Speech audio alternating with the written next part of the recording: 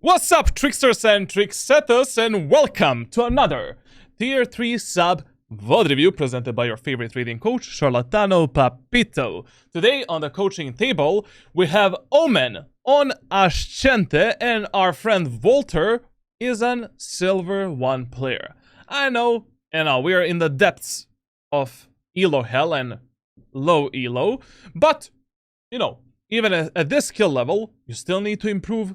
You still need to grow. Like, there's plenty of things that you can improve in Silver 1. But let's see, what our friend Walter can actually do better and what are the main things that he should work on.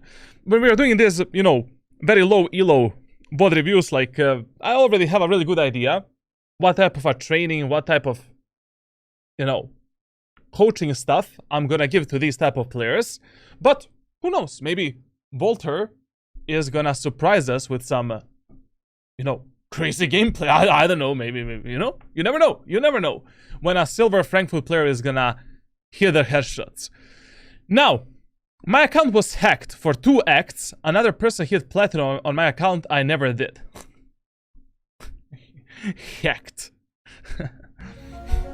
Hacked. Okay. That's how we call boosting these days. Okay. No problem. Okay. I have recently started to play again after a long hiatsu, and I have played a lot of ISO, but I feel Omen when there are no smokes. I mean, to be honest, Omen and ISO is a really good combination of agents to actually main in low ELO. ISO makes you focus primarily on your mechanical skill, and, pew pew pew pew pew pew, while Omen makes you focus on everything else. So, I mean, for a player that is low ELO, those are the optimal choices. I don't know if these agents suit you well. We're gonna see that based on the tracker review and based on the VOD review. But there are solid picks in between Iron 1 and Diamond 3. Ascendant 1, essentially. Issues. Come on. As a Silver 1 player, you cannot write down your issues, bro.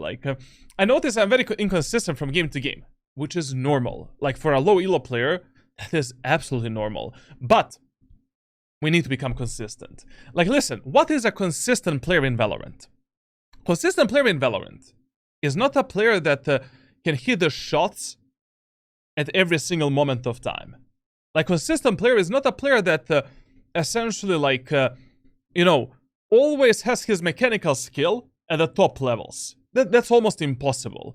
Only 0.001% of players can have a pure mechanical consistency.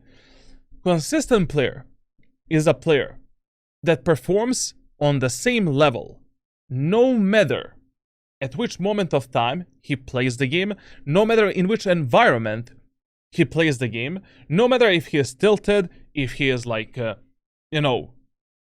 sick, if he has one arm, one leg, no eyes. That is a consistent player. A player that has the game knowledge, adaptiveness, team play, decision-making, communication, mentality, and attitude on an all-time high 24/7. Probably I missed one more skill set, but those are one of the most important ones. That is a consistent player in Valorant. A player that basically has all of these skill sets polished out. And no matter how he mechanically plays the game, he should be winning the matches. He should be winning the matches. I'm an extremely inconsistent mechanical player. I don't aim train. I don't warm up. I don't play Valorant that much these days. But I can still reach Radiant without any efforts. Even on a new account. If you give me a new account, probably it's gonna take me 2 acts. I don't know. In my current state, there's no way in 1 act I can bring an unranked account to Radiant. But give me 2 acts, 3 to 4 months, that account is going to be Radiant 100%. Why? Because everything else is consistent for me. I know what to do on every map. I know what to do in 90% of scenarios in which you put me in. And the last deciding factor is going to be whether or not I hit the shot. Sometimes you miss the shot, sometimes you hit them, but every single fight that you take with the enemies should be the fight that is working in your favor. Consistency doesn't exist in terms of how much frags you get, in terms of how many shots you kill. Consistency is reflected based on how you perform every single game, in what type of a mental state you are, how you play the rounds, how you navigate your teammates, how you position yourself, how you compensate the mistakes of your allies. That is a consistent player in Valorant. Valorant that is consistently closing out the rounds that are the most important for you during a match, that can clutch the rounds, and that can close out his games.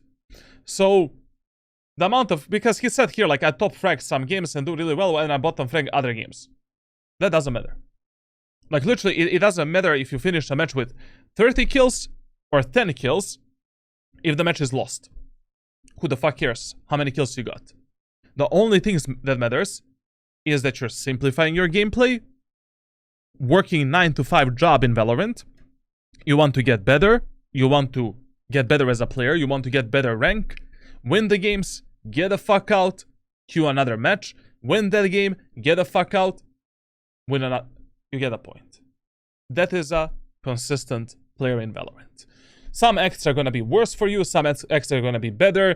There's always a bit of gambling in Valorant. You know, 40% of matches in Valorant, 40% of rounds in gunfights, you cannot control.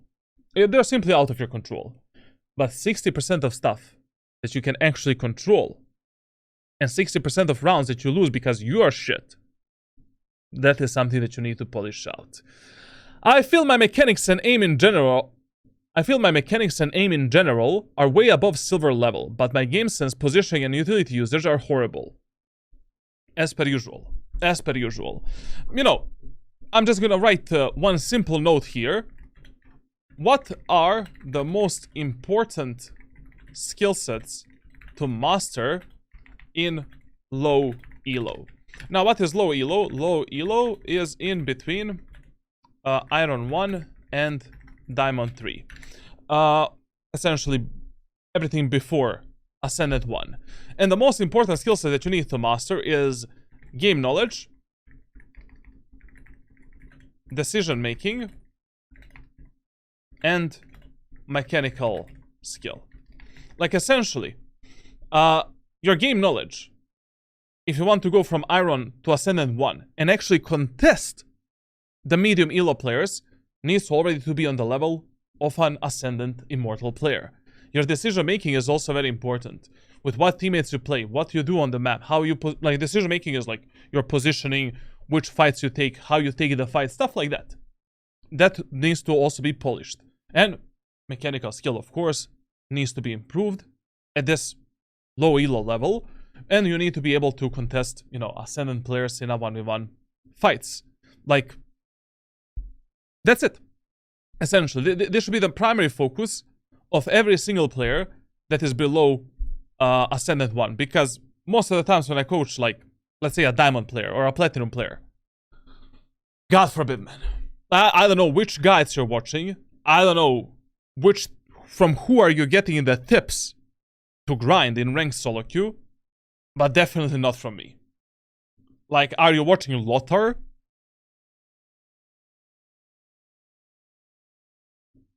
What? I don't know. Like it's just pro guides, skill capped. Like, come on, bro. Come on, man. So, it is good. Like, it is good if your, like, mechanics and aim are actually above the silver level. Because one of the hardest things to actually improve in Valorant is a mechanical skill. Because every single player in Valorant has, like, a mechanical skill ceiling that is really hard to breach from time to time. Like, a lot of the players in Valorant will never become aim gods. But thankfully, everyone can play the game in the way that I play. You know, everyone can think in my way. Like, I have a very strict rules, very simplified gameplay that I'm teaching the players. If you just follow these simple rules, like 100 to 200 rules, learn how to play the maps, how to play the agents, how to adapt to different scenarios, you're already above 90% of Valorant community. Now, recently I had a player that was mechanically terrible. Like, I had one player that he doesn't have arms and legs to aim. Like, the guy he was bronze 3, like, I think a around 8 months ago, God forbid. God forbid. When I watched him play and take fights with the enemies, every single fight, I was like... And then we take a fight. Then we watch the VOD. But, after our coaching, he went from Bronze 3 to Ascendant 1 in less than 8 months. Why? And he didn't even improve mechanically that much. Like, his mechanical skill is still like, debatable for an Ascendant 1 player. But why is he winning the rounds and matches? Because his game knowledge skyrocketed.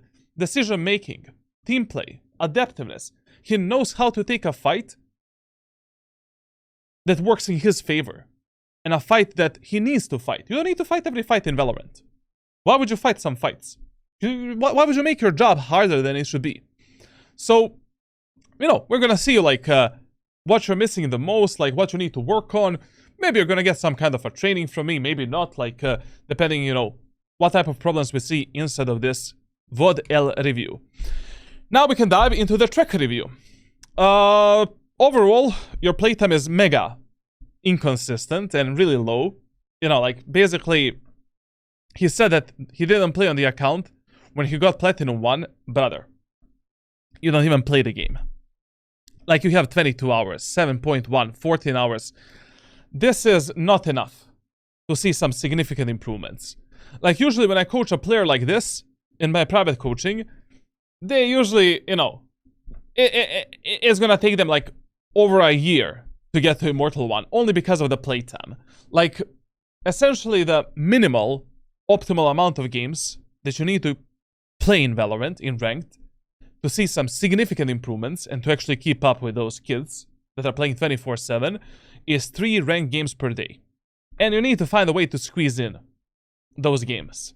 And every single day, every single act, every single month. If you're serious about your improvement. Like, this is nowhere near enough. Like, to be honest, you got gold 2 here, but to be fair, like, I mean, he is a silver 1 player. He got just boosted a bit because of plat 1 here. So we're gonna say that this player is a silver 1 because in this act his account got hacked, and then he played on the account. He got gold 2, but he got a boosted MMR because of this platinum 1. So we're gonna say this player is a silver player. Silver player. So, like, you know, if you seriously want to improve, if you seriously want to grind the game, even after I give you the tips, training, like, you need to do what's necessary to be done. Like, this is a bad playtime and suboptimal for some significant rank ups. Now we're gonna take a look at let's take a look at I don't know which act to take. Like, which act should I look at, bro? My account was hacked for 2 acts. So his account got hacked, what, where? Like, like, come on, man. Like, which statistics should I look at, bro? When did you get hacked, bro?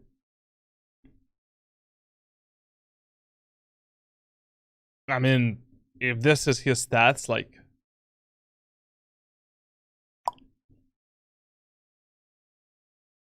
I don't know, which episode should I...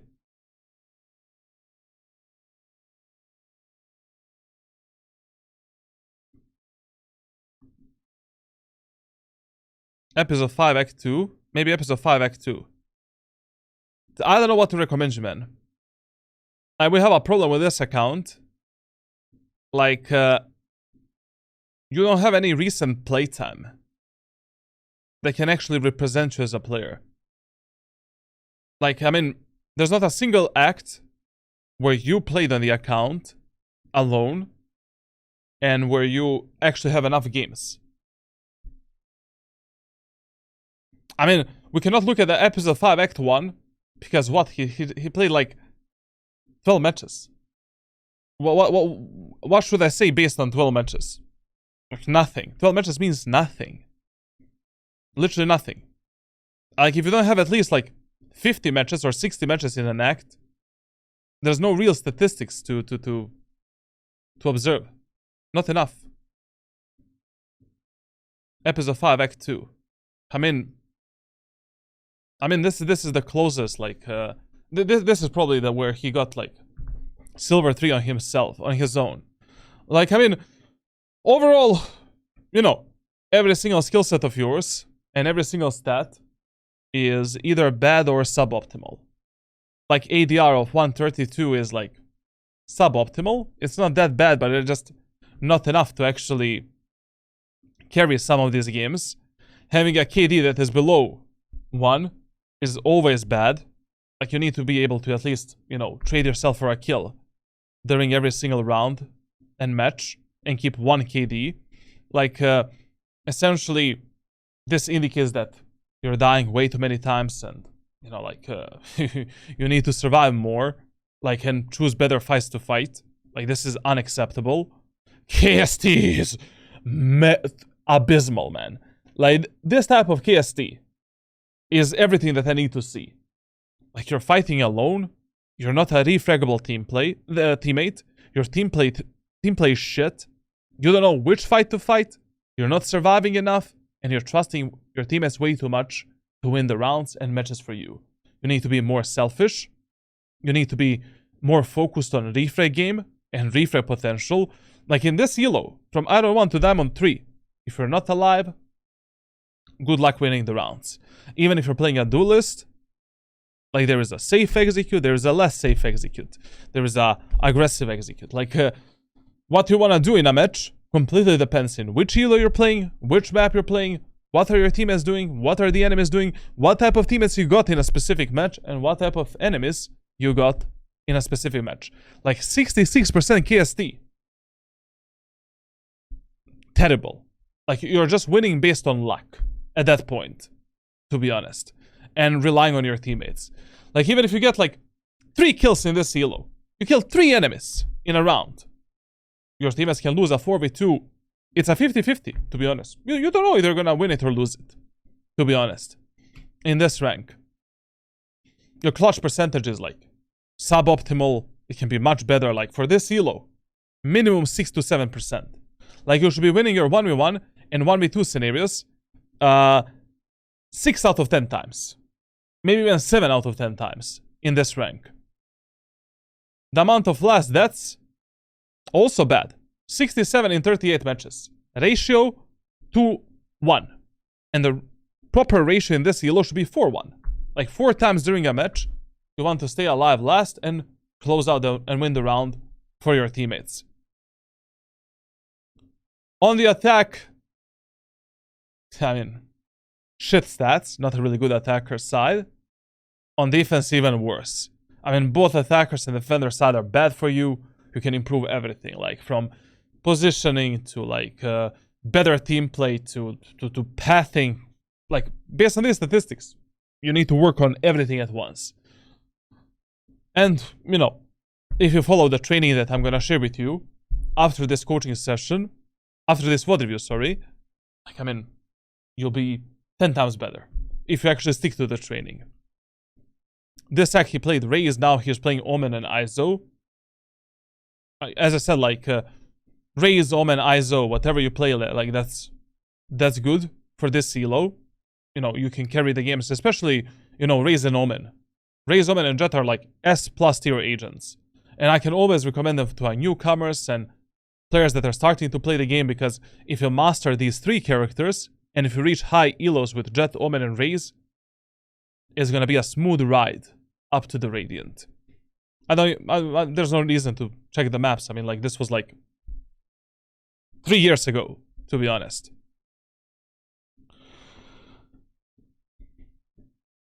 You're not really a valuable teammate in every single round. Like, your eco rounds and semi rounds can be much better, essentially.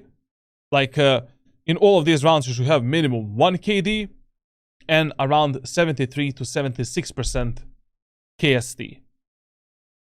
Like, in eco rounds and semi rounds, you suffer a lot, and you need to find better solutions to play them. Like, you know, with Omen, buy a shorty, buy a Elisha, dive into the enemy's face, fuck the enemies up. Like, in eco rounds, your job is not to stay alive. Your job is to essentially, you know, train yourself for as many kills as possible before you die. Semi rounds as well can be much better. Weapon versatility 0. Literally zero. My guy is only playing Vandal and Phantom. Brother. Stinger, okay, it's up there, but it doesn't exist. Operator, touch the Operator a bit more, you know. No matter which agent you're playing, you need to master the Operator and Outlaw. 3 ELO sticks. Shorty should be in top 7, minimum. Odin, you're playing Lotus, Ascent, and Haven. Spam the enemies through the walls. Get some easy kills, you know, like... that's how you counter the enemies when your teammates don't want to play aggressive or enemies are punishing us somewhere. Judge on Bind. Shit on the enemies. Bulldog, a really good half by weapon on a lot of the long-range maps. Like what is this weapon versatility? Like, you're playing, I don't know, Raze, Jet, and Omen, and ISO. Frenzy is your top pistol. Frenzy is the worst pistol in the game right now. Literally the worst buy option in the first round.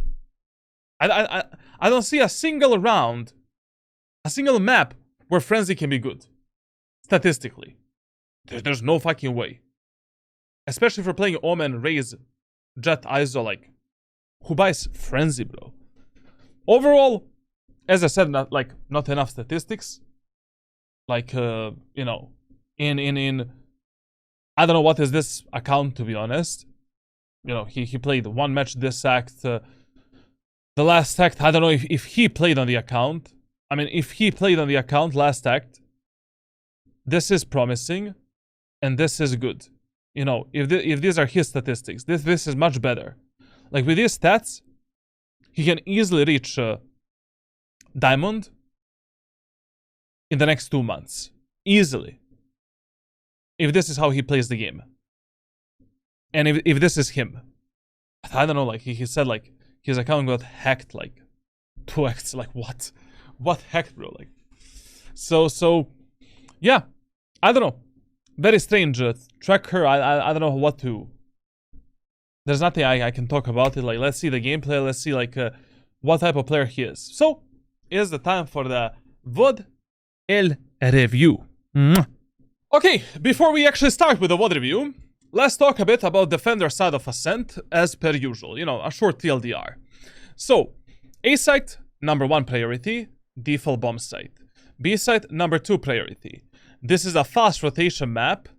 So, what that means for you is that you don't give a crap about defending the B site and A site.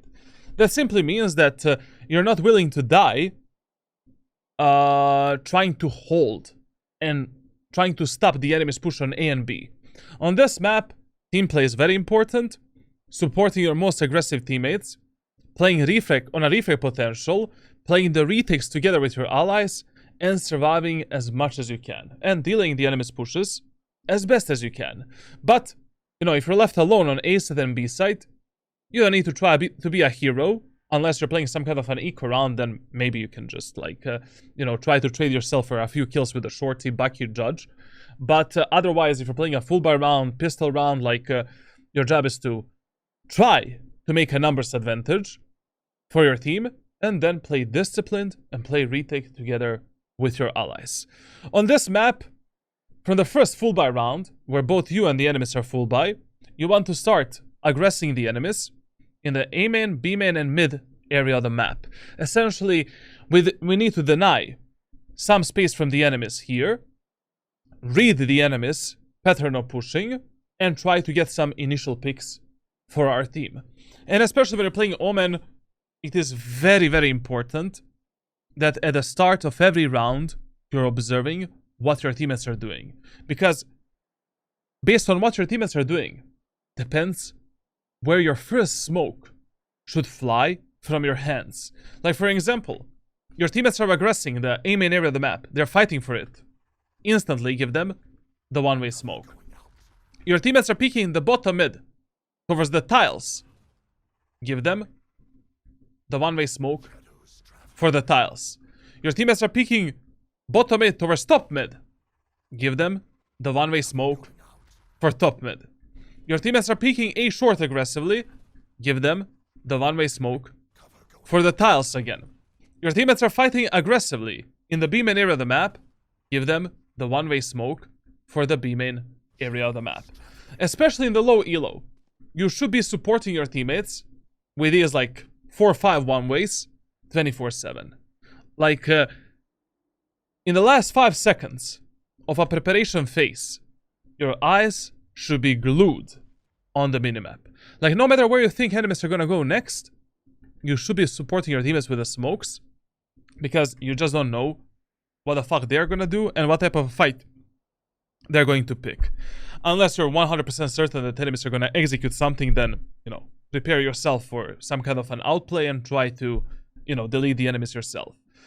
And on Ascent, you know, your highest priority and highest, like, priority on a defender side should be defending the market and the garden. Like, we should always have the information whether or not enemies can be here and here. And I am willing to die for the market and garden control. Like, for example, I'm playing alone on the A site. We don't have a short control. My teammates rotate towards B. I will instantly close the doors, sell the A site, focus only on A short. This will also bait the enemies into thinking that no one is A short, and you might get a few easy kills. Or your teammates are fighting in garden and A short, and enemies are splitting A site. Close the doors, fuck up the enemies in short, play the retake of A site. Same goes for the B site as well. Like, once you lose the garden and market control, map becomes open for the enemy team, and enemies can fuck the shit out of your allies. Like, they can surprise them in so many different ways, outplay them, like map becomes wide open to the enemy team. Now, in the first round of Ascent, I mean, to be honest, on my Discord server you have the Omen playbook, and I explained everything on Ascent, what you should be doing with Omen. Maybe a few strategies are missing that I explained in my coaching sessions, but it's not that important probably. But in the first round, we always play A site and gamble on A site.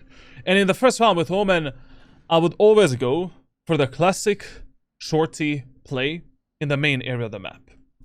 Essentially, drop a shorty here, buy the classic pistol, and you have 2 buy options. Light and 1 shrouded step, or 2 smokes, Paranoia, and 1 shrouded step. What you want to buy depends. You know, if you're playing a double controller setup, buy the light shell with a shrouded step. If you're playing in high elo lobbies, I will buy 2 smokes, Paranoia, and 1 shrouded step. If I'm a solo controller, for an example. Like, it really depends how confident you feel, like, in your teammates. Are you a 5-stack, 3-stack? Do you have 2 controllers? Like, you're not gonna make a mistake. Both of these buy options are fine. Anyways, you know, when the enemies are pushing B site, in the first round, like, what is the most common strategy that you see from the enemies? 5-man push somewhere. 5-man push A, 5-man push B. I mean, your teammates on B site, they only need this. And that's it. You don't even need a second smoke. And also, your smoke is gonna recharge anyways. It doesn't matter. So it's really up to you. And then, you know, we start the round here, pick up the shorty immediately. If enemies are pushing A, do this smoke. Play inside of the cubby position here, like this is how this smoke should look like.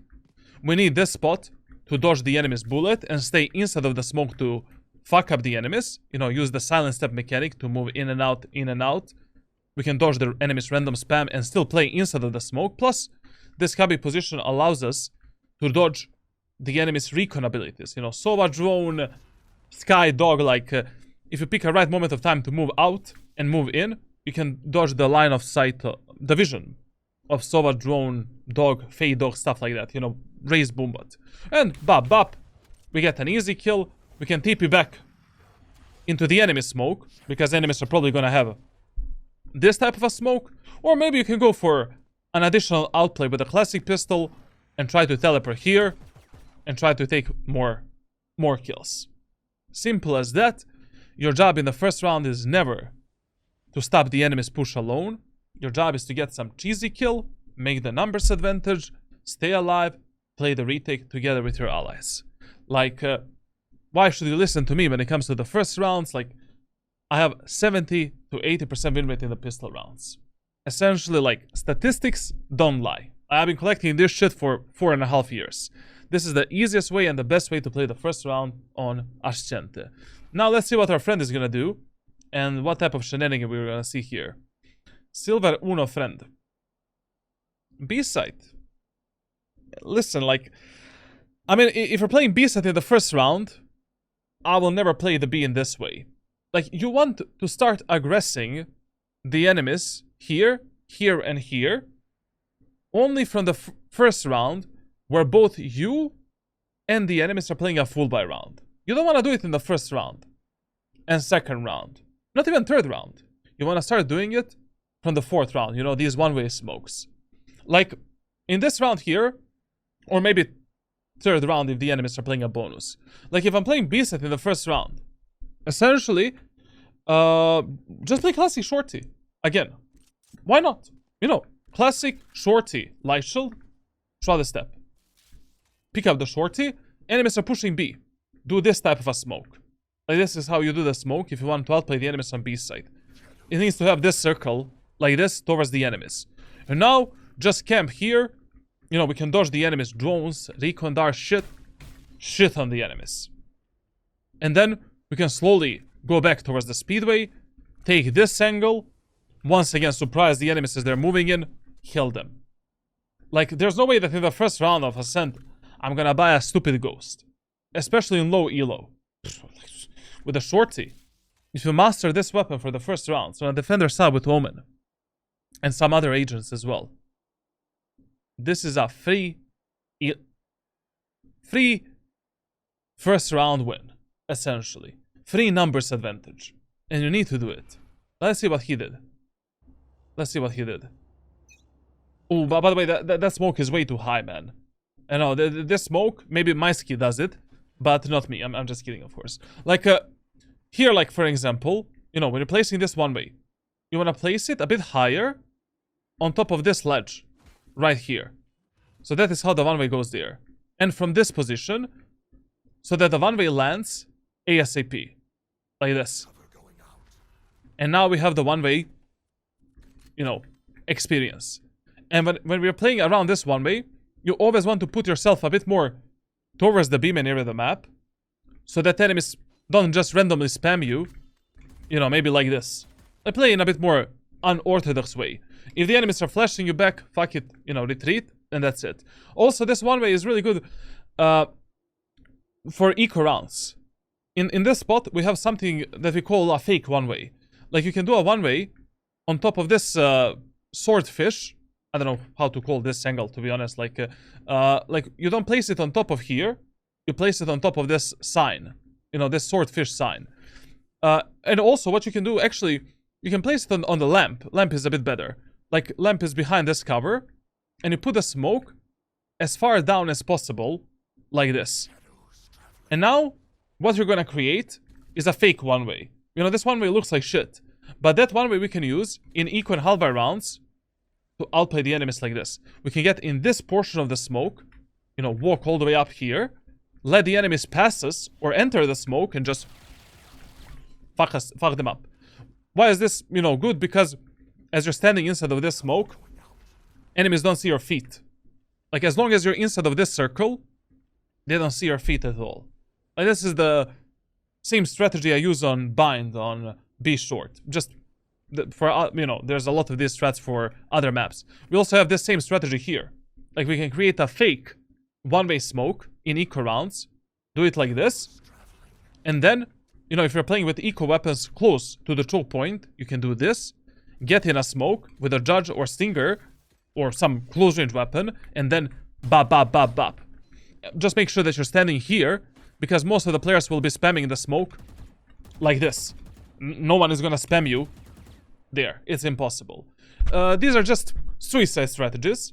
You know, these strategies you want to use, like, if you really cannot stop the enemy's push on sight, and we cannot win the post plants, we need to get some cheesy kills. And if you're playing eco rounds and half-buy rounds or bonus rounds, you know, you're in a huge economy disadvantage compared to the enemy team. This is not something I would use in a regular round. But this in a first round, like, this is just, I don't know, man. Okay, actually, That was a good kill. Now discipline is very important.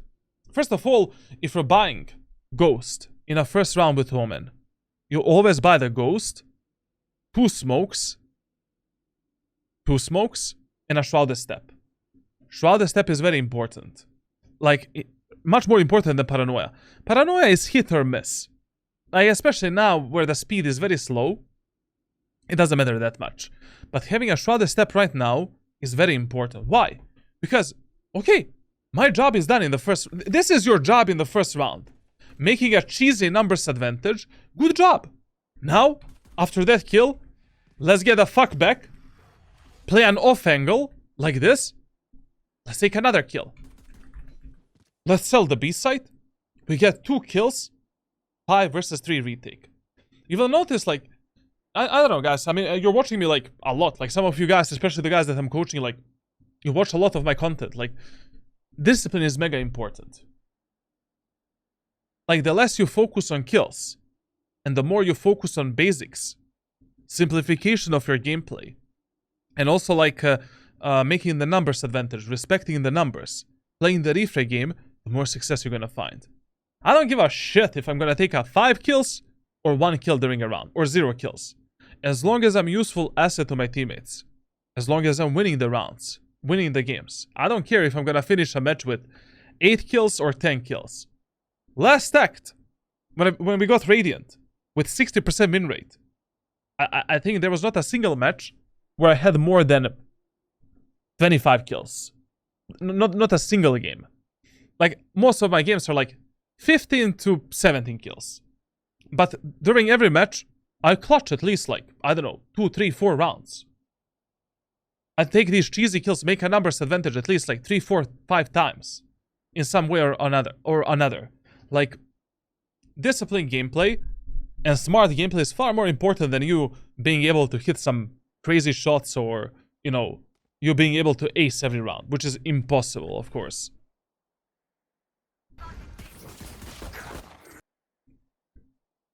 How do we... Wait. So, listen here. I mean, this one-way smoke fucked us up right now. Like, when you're doing this one-way, stand close to this angle so that the one-way deploys as fast as possible. And position it on this spot. Like, if you position it here, it's not gonna deploy fast enough. And you need to be close to this angle. And when you're placing this one-way, you wanna go all the way, you know, towards some kind of an off angle. Don't stand here and lose the information about the enemies. I don't know how that Phoenix even passed, bro. Shadows traveling. I don't know. That was a bit unlucky, to be honest. But not unlucky, like, I mean, if you do things in a way that I showcase you right now, just smoke here, do this, there's no way enemies are gonna pass you. And even if the enemies see you a bit, and they push, you know, this one way, they're not gonna headshot you. Like, they're gonna be one way, bop, just kill them, bro. Like, that should be an easy kill for you. But, anyways, you know, holding this angle after that kill is just pointless. Why would I risk it? Your job is done. You made the numbers advantage. We abused some cheesy strategy for it. I don't need to do anything. Like, now I just play passively with my rain on the bomb site. Abuse. You know, you have a Paranoia. Okay, great. We have a Paranoimus Rex. We can just go here. Wait for the Reyna to get a contact with the enemies. You know, for enemies to start pushing out. We flash the enemies. When the Reyna gets the contact, bop. Bop. Easy kills. We make the enemies think that we went back. We can jiggle pick them from this corner because you're fully hidden on this spot. Get another kill. Reposition towards Reyna, maybe fight with the Reyna, I don't know.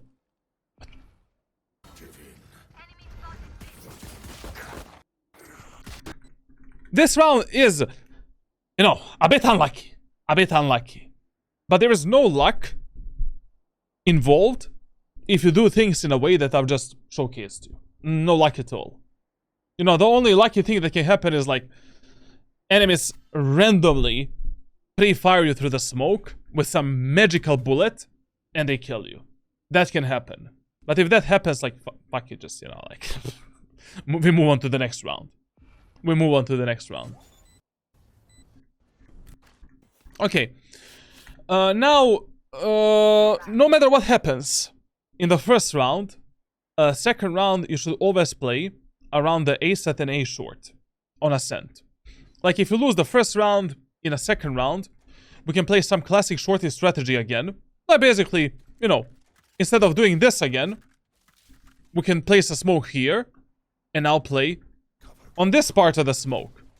You know, try to kill the enemies like that. We can maybe play instead of the enemy smoke here and just lock down the short. And if the enemies are pushing through Omen, we can smoke the Omen in a bit more weird way, like this, and try to maybe teleport behind the enemies all the way here and try to fuck them up. Or, as the enemies are going for the switch, we can just do this, try to take a kill, and go back. Killing an enemy that is going for the switch with a shorty. Easiest kill of your life. Literally easiest to kill. And sometimes you'll even stay alive. Remember that in eco rounds and halberd rounds, your job is not to stay alive. Your job is to trade yourself for as many kills as possible before your teammates start dying, giving them a higher chances of winning that round. Like, you will see when I'm eco halberd, I go for some idiotic plays. Not idiotic, like, just I go for kamikaze plays. Essentially, like, I'm just like, you know, trying to kill at least a few enemies in their team. Another thing that we can do with Omen is, like, you know, if enemies are pushing A, we can do a smoke like this, trial and smoke, and then play around this corner, and as enemies are pushing in, try to fuck them up. Or if enemy Sova is using the drone, dodge the drone, fuck the enemies up and go back. Or maybe you can go for a full kamikaze play, and as soon as the enemies are close to you, try to kill 2 enemies and pull them into the grave together with you. Now, if you win the first round of Ascent, I would always force the Outlaw with a heavy shield, or Outlaw with a light shield and utility, and go for an aggressive peek through A short and hold the tiles in this specific way. So we push the A short all the way here, hold this angle, and lock down mid. If enemies are pushing A, focus on A, go immediately on rafters, delay the enemies push with a smoke. That's it. If enemies are pushing B, no problemo. Fast rotation through the CT spawn, giving a one-way for my teammates on B, or a regular smoke, and supporting my allies. I prioritize A set in the first 2 rounds because A is much harder for the retake than B set of Ascent. B set is kind of isolated in a sector number 1, number 2, number 3. It is quite easy to retake the site one step at a time. But A set is like, you know, you peek this, you're immediately overexposed from a lot of different angles. You peek this, same shit happens. You drop down here, once again, you're overexposed from a lot of different spots. Depending, of course, in what type of scenario you end up. Is that my dog? Just a second.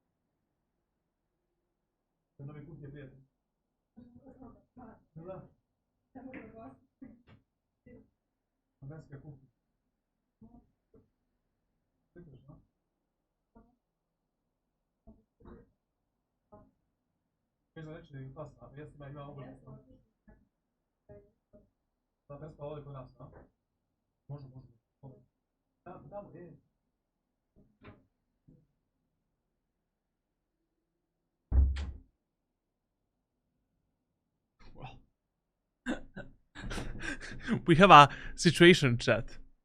Like, my girlfriend just found, basically, when she was coming here, like, she found a random dog with a collar, and like, it's somebody's dog that's been abandoned or maybe lost. And yeah, tonight is gonna be an interesting night. Tomorrow we need to see if there's a chip and he's so happy, man.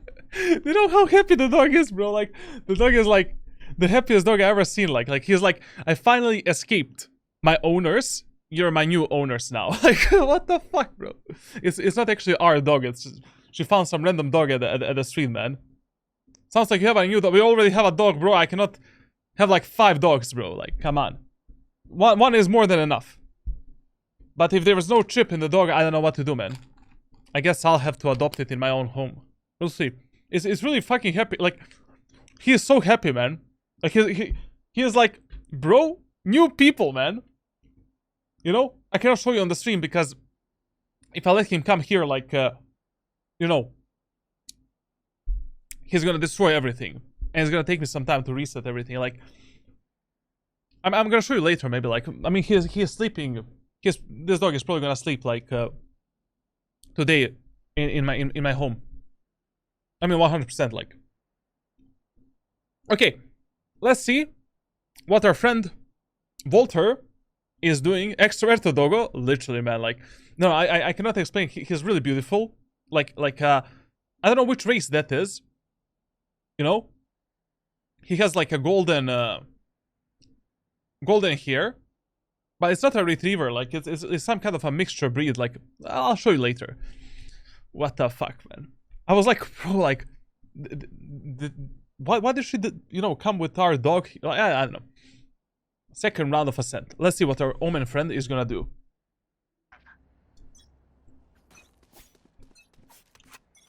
Spectre? Oh, listen, man, like, when you're playing Omen, like, one of the main weapons that you should learn how to play is the Stinger. Like, in the second round, if I didn't go for the Outlaw, I would go for the Stinger and Shorty. Like, that is a much better combination for, like, for Omen than playing a stupid Spectre. Spectre is okay for these anti-eco rounds, but the problem of Spectre is, like, the third round. You know, like, when the enemies have a full buy with the Vandals and Phantoms, Stinger is just far better. And having a combination of Stinger plus Shorty plus Paranoia plus 2 Shrouded Steps plus 2 Smokes, I mean, you can go crazy. And anyways, in this round, to be honest, like, I mean, on Ascent, I would always force the Outlaw in a second round, especially in low elo. Because if enemies make a mistake of purchasing too much in a second round, in the third round as well, they might have the light shields, and you can just go for easy body shots and delete the enemies. And on Ascent, people make that mistake a lot of the times, because on the attack, they force, like, you know, they lose the first round, and then they force the Marshals and Sheriffs to contest us on mid, for an example. And then in a third round, they all have light shields. I have the Outlaw. Pop, pop, pop. The more you simplify your gameplay, the more you simplify your process of getting the kills, the more success you're gonna find. So, in this round, if I was playing B-side, I would just hold this angle as tight as my reaction time allows me. I can hold this angle like this. I don't know how tight is tight for you. And I'll try to get a few picks, then reposition onto another off angle, reload the Outlaw, get one more pick, you know, drop down, abuse as many different off angles as possible. Enemy smoke me here, no problem, I can do this. Try to get more kills. I can go back. I mean, you can kill like 3-4 enemies during this process, like before they even start going into the site. But playing this, you know, I mean, you can play this passively, it's no problem, but, you know, if I was starting this round with a Spectre or Stinger, I mean, there's no way that I would play this position as my first position. I would try to maybe get one random spray or burst fire onto the enemies here, do this, and then I would probably do the one-way smoke here, completely denying... I fucked it up, sorry guys. Completely denying the enemy's push through the B-main. I mean, if they push this one-way smoke and you're playing Speedway, God help them. Then, you know, I can hide here, enemies are pushing in, use a Paranoia, kill more enemies, like, that's how we lock down the B. Like, I don't know why you're playing so passively, and in this round, enemies might have the Sheriffs as well. I don't want to fight with the Spectre on this range against the enemies with the Sheriffs. I don't know what the fuck they have. Like, it's much easier for them to one-tap you here and kill you. Like, come a bit closer, don't be afraid. Cover going out. How you positioned in this round was mega bad. Mega bad. Like this was way too passive. Also, the gun that you play, an angle that you play, they don't really come in hand. You know, they're not really... Why would you play stairs with a Spectre as your first position? And anyways, fuck the Spectre. Either play a Stinger and a Shorty, master the Stinger, or just buy the Outlaw. Brother, like, Outlaw is the best weapon for the anti-eco rounds and bonus rounds. It doesn't get better than that. Literally, it doesn't get better than that. On a defender side, in 90% of the rounds, when I win the first round, I buy the Outlaw. You need to master that weapon. That alongside Stinger and Shorty as well. Especially if you want to use Omen. Going out. Cover going out. And here also, like, I mean, if you already heard that enemies are really close to you, why don't you pull out the Paranoia? You know, whenever you're fighting enemies with Omen, and enemies are close to you, like, you should pull out the Paranoimus Rex and engage enemies with the Paranoia. Then we kill the Phoenix, we teleport out in the city, and that's it.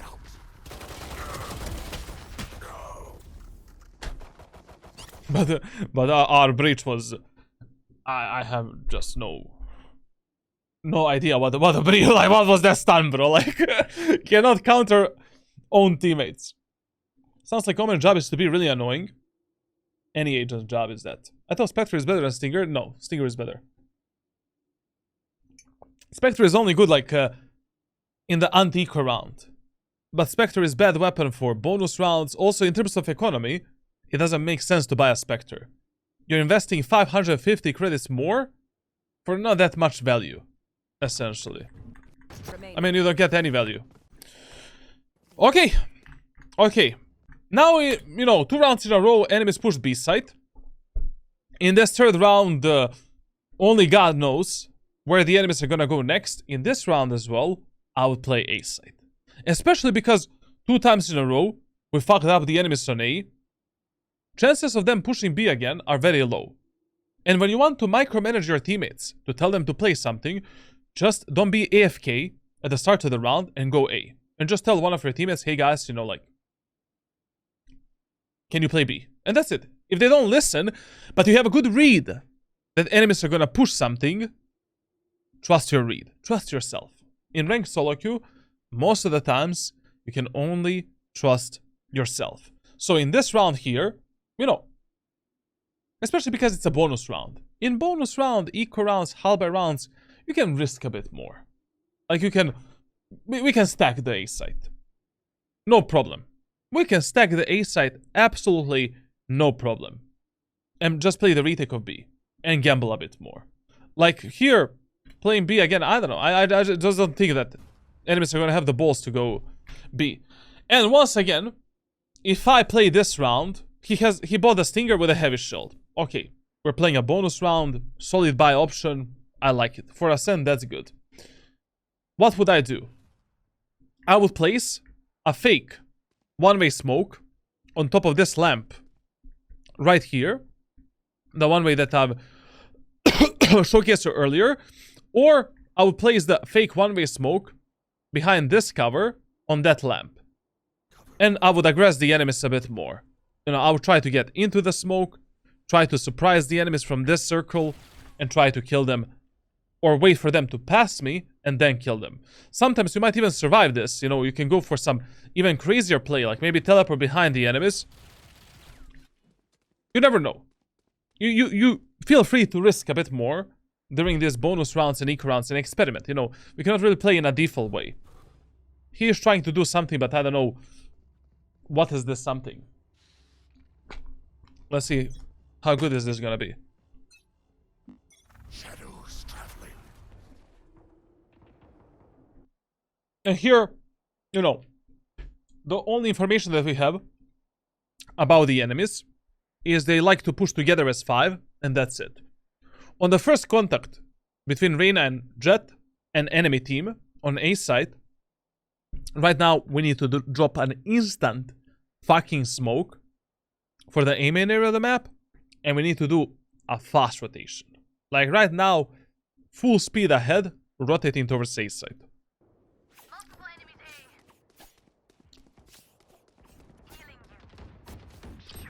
Where is the smoke for the aim in? Come on, man. You're playing a controller. Like, your job is to smoke. Cover going out. Like, both of these deaths were preventable if you actually focused on helping your teammates with the smoke. Like, if your teammates had this smoke for the aim in, who knows? Maybe they would have stayed alive and they would not have died like a stupid potatoes. Last player standing.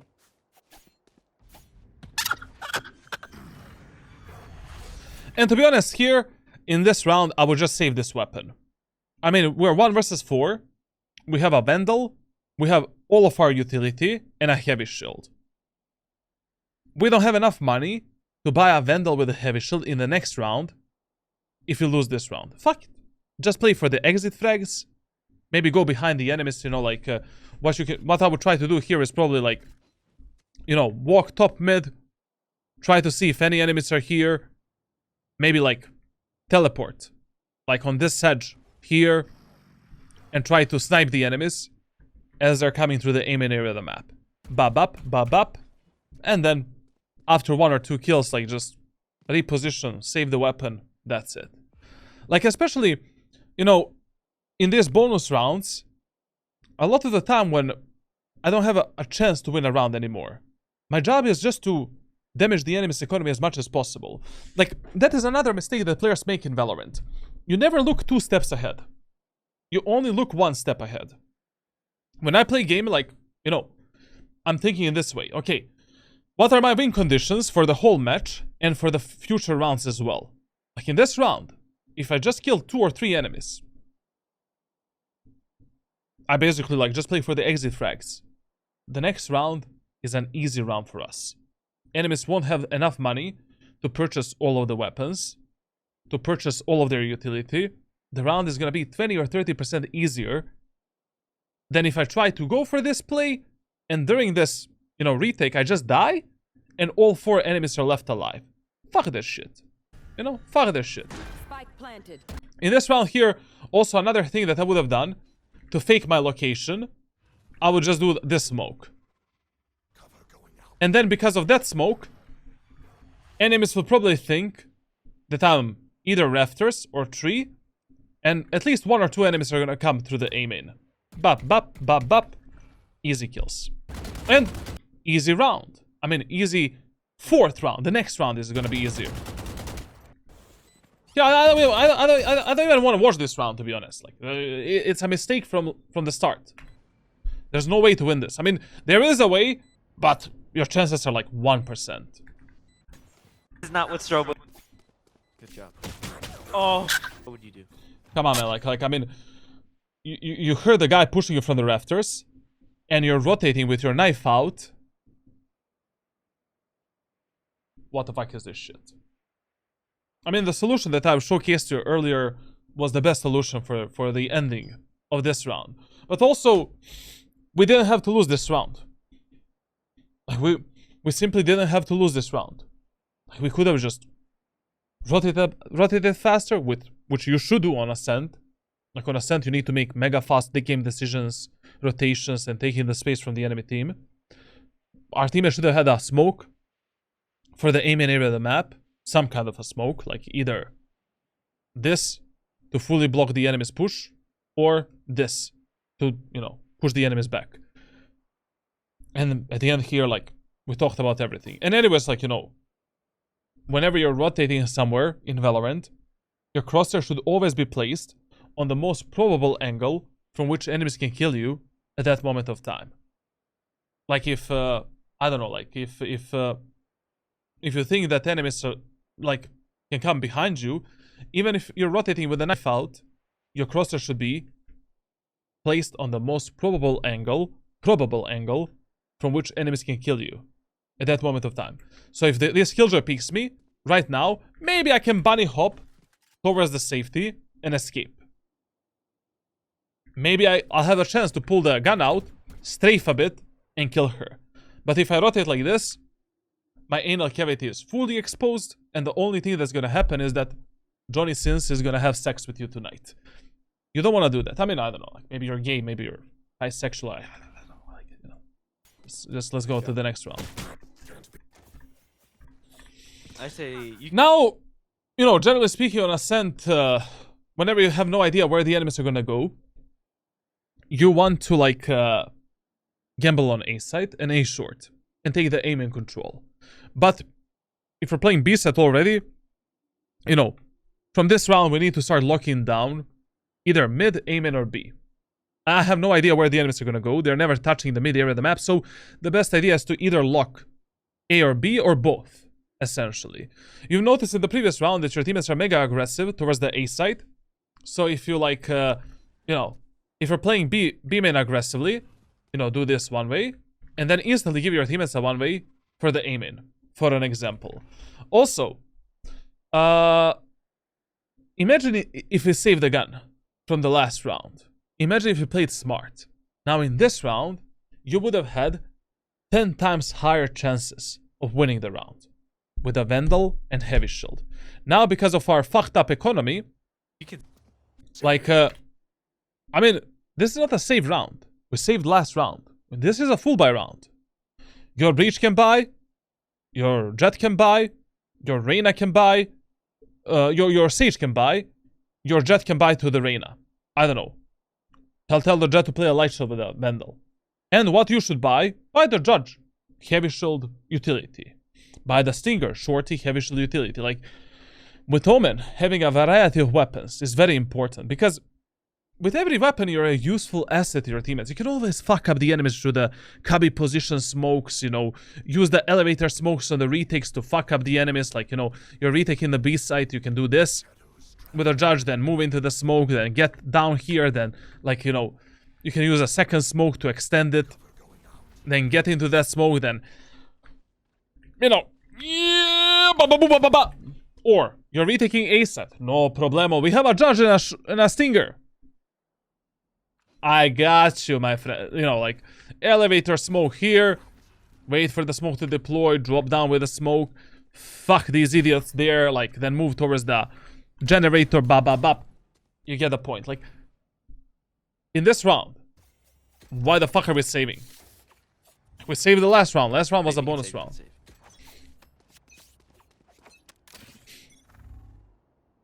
And even here, like, I don't know why you're saving so many credits. Like, let me see something. Like, in the next round, you're gonna have 4,750 credits. You have plenty of money to buy a Heavy Shield with a Vandal or Phantom. Afford something else. You know, play the Sheriff with a Light Shield and full utility. You have money for that. Like, you should always afford every single credit that you're not gonna use in the next round. And this extra utility, extra Light Shield, might help us to win this current round. Like, I don't know why you're hurting your chances of winning the current round for no reason. I mean, you're not gonna buy an Operator and play a Glass Cannon Operator in the next round. Probably. And in this round here, I mean, if the B-man is the, like, you know, essentially where my teammates are playing aggro, and where my teammates have higher chances of dying, depends where I'm gonna drop my initial smoke. Like here, I have no idea, you know, I have no idea where the enemies are gonna go. Since my teammates are not playing aggressively in the A main, I don't know if the enemies are gonna go B. What we should do is give our teammates a one-way for top mid. Because we have Jet and Breach peeking in this angle. Or give them a one-way for the mid tiles. At least we protect them from one angle. And they can fully lock down the mid area of the map. This angle holding technique doesn't exist. You know, if you're holding the B-main area of the map of Ascent, you either hold it as far back as possible, like this statically, and you narrow down the angle as much as your reaction time allows you. And you're trying to go for a one-tap. Then after a one-tap, we can maybe use a Paranoia, go for another tap. Or maybe we can surprise the enemies with a random jiggle pick, and then go back. Then use a one-way smoke, lock down the B main area of the map, blah, blah, blah, blah, blah, blah. Or, you know, we jiggle peek this angle and hold it like this. But playing this close to an angle and holding it this wide, good luck with that. You're gonna die because of the peeker's advantage.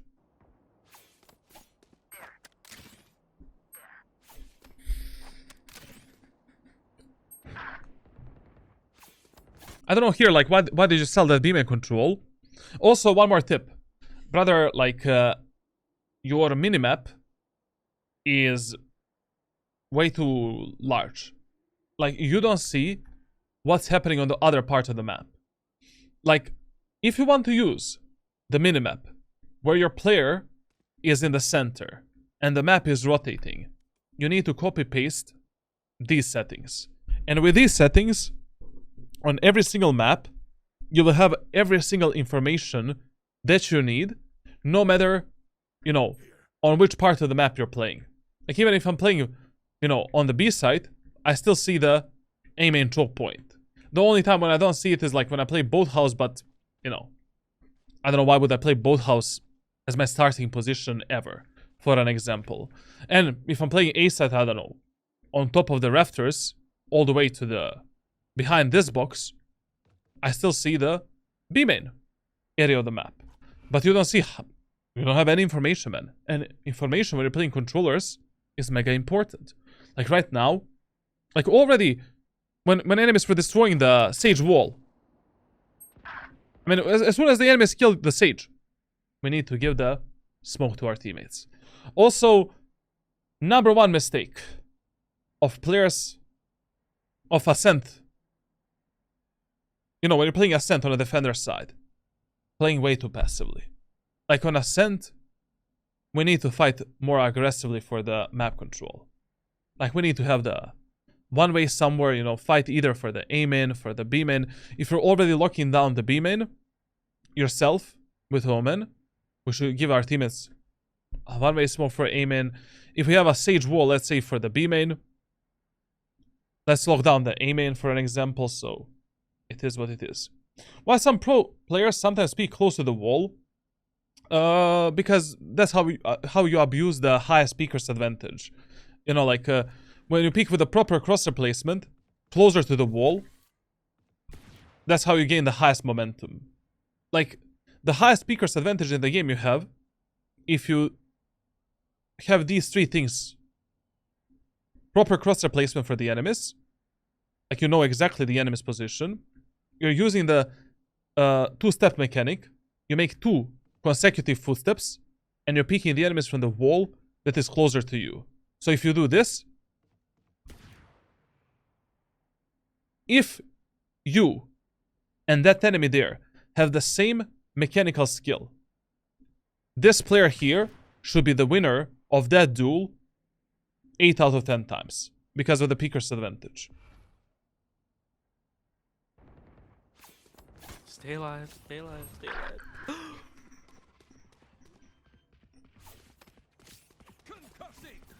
Spike planted.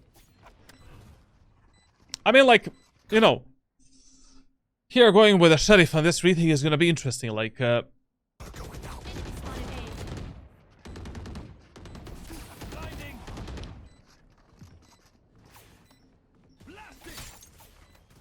yeah. Listen here, like, if you're already retaking A site through A short, and you have a high penetration weapon, just a second.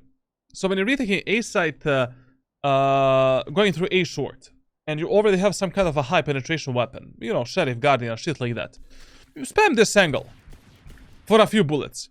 Maybe you kill the enemy that is playing here. Spam this angle for a few bullets. Maybe you kill this idiot. You know, Charlatan playing there with a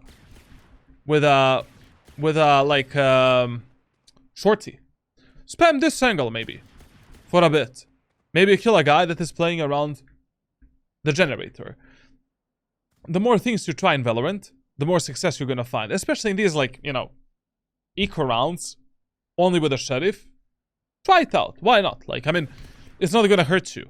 Like, just 6 bullets here or here or here. And then, you know, let's destroy the wall, reload the weapon, and go for the retake. Anyways, this round is almost unwinnable. Yo, mechanical skill from hell, bro. Oi, oi, oi, oi, oi. Micro corrections, 0 point. Discipline in aim, 0 points. We already have some problems that we need to fix. Brother, that one way is a bit high. Like, I mean, if you're already placing this one way, listen. If you're placing this one way on top of the second ledge, right here, you need to pull that one way as far down as possible. I mean, I don't know. I never place it like maybe in a. I mean, you can do it as well like this. Like it doesn't really matter. Like the problem is, it really doesn't matter, to be honest. It's okay. Just stand close to this wall and it's the same shit. Like when the enemies are peeking this, like, you know, they need to crouch peek in order to see you there. But they don't see your legs if you move all the way here. So it's okay. Whatever. Shadows traveling. Well, this looks way too high now. Like, just try to put it a bit lower. You know, naturally. You should run. De-elevated. Now, quick TLDR. Was it okay that he played in this round on B side? Yeah, absolutely good. I mean, whenever enemies have a Killjoy ultimate, you need to find some kind of a counter for this ultimate here and lock down the B main area of the map. Because 80% of times, enemies are going to push you on B side with Killjoy ultimate. And anyways, even if they don't push B, this ultimate here is far more dangerous than this ultimate right here. This ultimate doesn't matter that much. It's whatever. Also, there is a spam spot where you can break it from the switch. I'm gonna show you that later. And even if you don't break it, it doesn't matter. You know, your teammates are safe here. They can easily rotate back. You know, most of the times your teammates are gonna live a happy life if they have this ultimate. But on B side, a lot of the times your teammates are gonna get stuck on the site. They're gonna try to be heroes and stop the enemy's push. And around 70% of the times, you will just lose that teammate that is playing B. It's just stupid.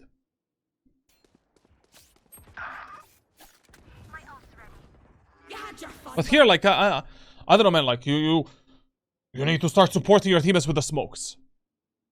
I mean, the main benefit of playing Omen is that you can smoke everyone, everywhere, protect your teammates at any moment of time. Like, Killjoy did the ultimate here. You should run. You're instantly smoking the aim and choke point to allow your teammates to escape the A site. And potentially, you know, this Reyna can maybe take a kill as the enemies are pushing through the choke point. But, you know, what the fuck is going on? You had your fun. Spike down. You're smoking the top mid. Hello? Habla español? Let's go, Jeff P. I don't know if my friend Walter is deaf or something, but you heard the guy running through short. That's probably the guy that killed your teammate at top mid. There's no reason to teleport here, no reason to do anything, just go behind him and try to kill the guy in the short. That's the guy that killed your teammate. No one is top mid right now. And what now? We need to drop down and sell our position. Why would you teleport there? If I wanted to teleport anywhere here, I would teleport on the lower ground. Because, okay, I mean, this teleport is not that audible. And there is a chance that enemies are not going to hear it. But I want it to be here, and then I'm going to be walking behind the enemies, trying to clear the short, trying to engage. Like, keep your location a secret. Like, why the fuck did we go through short now? One enemy remaining. Down, down, down. Nice, nice. I don't know, you're kind of useless. That's the problem. You're kind of useless. The decision making needs to be faster. You need to support your teammates a bit faster with your smokes and utility, and that's it. And also, like, you know, A site should be your default site until the moment of time where you can start reading the enemies. There. Now, in this round, you know, playing B again is absolutely fine. Because in the previous round, we fucked up the enemies on A. And in this round, we can maybe apply the rule of fear to gamble on the B side. And that's it. Like, I mean, a lot of times, like in this specific elo, when you punish the enemy somewhere, they're instantly gonna change their strategy and push you on the opposite part of the map. Like in this round, chances are really, really high, above 80%, that enemies are either gonna contest us on mid or onto the B side. And what I would do in this round is just lock down the B, because none of your teammates are playing aggressive. Like, Jett is playing passive A short, Sage is playing passive in A short, Breach is playing passively in the market. Like, there's not a single other smoke that you need to do. Okay, now the Breach actually moved bottom mid, I would give my Breach a one-way smoke for the top mid, or a one-way smoke for the mid tiles. Because only God knows what the fuck is gonna happen to this guy. Like, this guy already died 3 times, I think, at bottom mid. Taking a 1v1 fight against enemy that is lurking. Deadlock, I think. So, losing his life again is just bad. And this angle, you cannot hold in this way. You just can't hold it in this way. Also here, like, you know, whenever you have the Omen ultimate, you can always gamble a bit more. You know, like, even if you're not absolutely certain that enemies are gonna do something, you can gamble. I mean, you can always, like, position yourself however the fuck you want and use your ultimate for a fast rotation, like, and that's it. But here, you know, we have 2 problems. We didn't do an immediate smoke for the top mid or mid tiles, and 3 of our teammates are fighting on mid. And the second problem is, like, enemy Sova did a dart for the A main, so right now I will be giving my teammates a fast A main smoke. Even though my teammates are not playing on A site, that smoke will force the enemies to use more utility to execute a site. Maybe a Phoenix ultimate, Phoenix flash, Phoenix wall, something. 2 smokes, Sova drone. But if enemies don't have a single smoke here, they don't need to invest that much utility. Just maybe a drone, you know, one Phoenix flash, and that's it.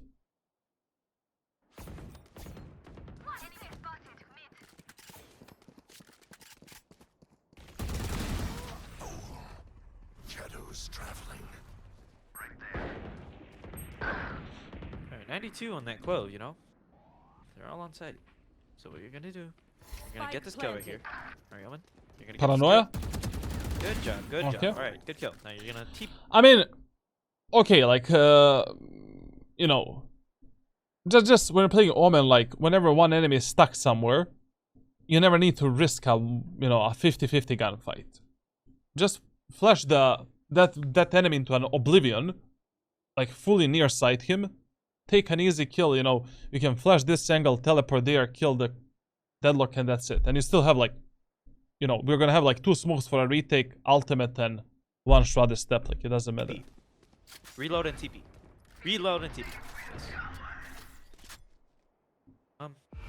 Here, like, I mean, he's definitely taking his time for this retake. Like, first of all, before he teleports, here, he needs to use a default smoke for the A main. Because our teammates are already on the site.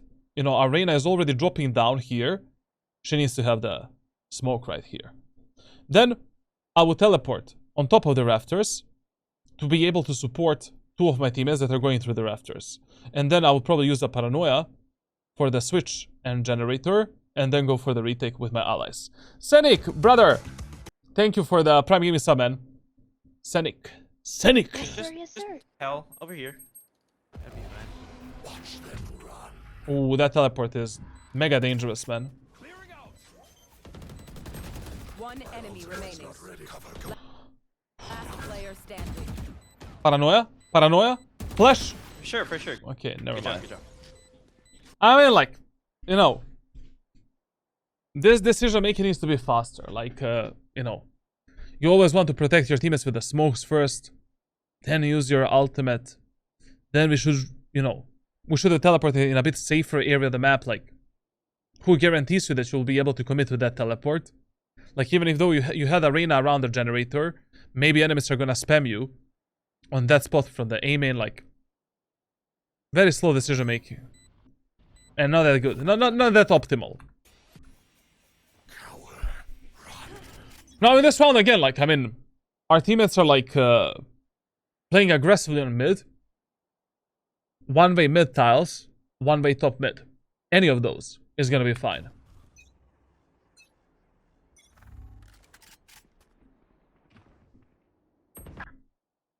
You cannot lose. You cannot lose. Luna Rave, thank you a lot for the raid. Thank you a lot, thank you a lot. You cannot lose these type of teammates like, you know, on mid, on Ascent. Like on Ascent, you're like a 24/7, like a babysitter. Like that is your job with Omen. Babysitting your teammates with a Paranoia and with the one-way smokes. That is your main priority. And I don't know, like, I mean, one of your main focuses during like the first 4 rounds of every single match on the defender side is also to read the enemy's pattern of pushing, or just read what the enemies like to do a lot. Like first, we have 3 reads in this game. Information number 1. Deadlock is always peeking mid tiles and top mid alone. So we can maybe punish the deadlock before we focus on the rest of her team. That is an easy kill. Especially if you buy the operator. Read number 2. Rest of the enemy team is usually playing together as 4 and just pushing something together. Only in 1 round Killjoy was lurking. So on the first enemy's utility, we can either take more space behind the enemies or just do a fast rotation. In this match, I will be doing a bit faster rotations because our teammates are dying left and right very fast. And information number 3 is essentially the information that I've already mentioned. Basically, like, you know, we can do faster rotations because of the... pardon me. The information number 3 is like, enemies are more keen towards pushing A site. Like, they like to execute A more. They only push B in the first 2 rounds. All the rest of the rounds, they just executed A site. And anyways, A set of Ascent is your default bomb set on this map. Your higher priority. So if you don't have any other reads, that should be your main spot to play. Here, like, once again, like, we should have, even though you don't have anyone on the A site, we should have done the smoke for the aim and choke point. You know? To waste some of the abilities of the enemy team to maybe delay their push as well. And here, you know, I would just play a bit more aggressive. Like, chances are really high that the rest of the enemy team is just here. You know, 4 enemies are here. Enemy deadlock is here. In this scenario, I would just push B-man on contact, get all the way here, flash the living shit out of this deadlock, take that kill, and then play the retake of A side together with my allies. We need to risk it a bit more here because they have a deadlock ultimate, Phoenix ultimate. Our teammates can die on mid, like... We need to pinch that guy.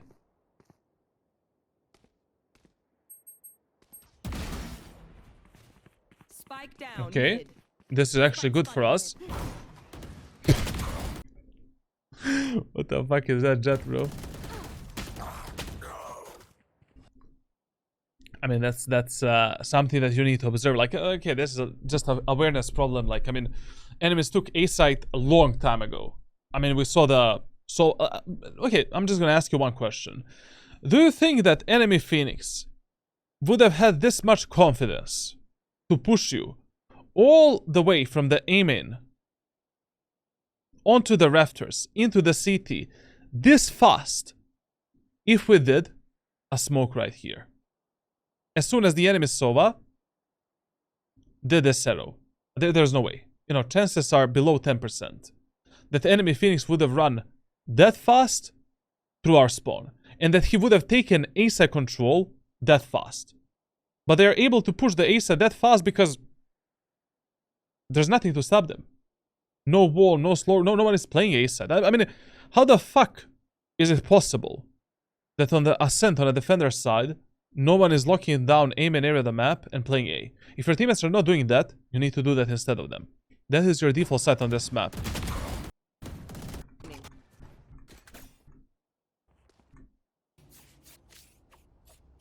To be honest, it is better if nobody is playing on B site rather than having nobody playing A site. In this round, I mean, we have a very solid read onto the enemy team. We know exactly what enemies love to do. So, like, you know, doing the same shit over and over again. What? You need to start, like, reading the game a bit more, like, paying more attention, like, what enemies are doing, like, how are they fucking you up. Like, your overall game awareness is really low. You're just focusing on tunnel visioning yourself on, like, one play that you love to do and just gambling. Like, you're doing pure gambling. You're playing the same site 24/7 and praying to God that your teammates are going to win this match for you. And that is the worst mentality, the worst positioning, the worst gameplay that you can have in Valorant, in low elo on a defender's side. You should be taking the control of the rounds into your own hands. You should be the one countering the enemies. You should be the one reading the enemy's pattern of pushing. You should be the one supporting your teammates with the smokes, yada yada yada, etc. Playing B again. Yes, maybe enemies are going to push B. But enemies were so persistent on killing us on mid. I mean, they're killing your teammates 24/7 from mid tiles by the operators. You have shit tons of credits. Like, in this, okay, Deadlock, you love to peek mid tiles. No problem. Come again. She doesn't peek the tiles. No problem. Maybe she's peeking top mid. Let's do a smoke here. And now, let's delete that idiot. You know, enemies are pushing Omen. No problem. Let's do the smoke. Let's use a Paranoia to delay them. Let's get onto rafters. Push now. Push now, motherfuckers. Like, dodge the enemy's flash. Take a kill. Get out. Like, be more proactive, man. You're playing way too passively and repeating yourself a lot of the times. And this smoke is good for Yao Ming. Nikola Jokic, very good smoke. Very good smoke, brother. But, you know, I'm only, you know, 183 centimeters tall, so I can kind of crouch below this smoke. Zero way smoke, bro. Man, this is actually a many way smoke.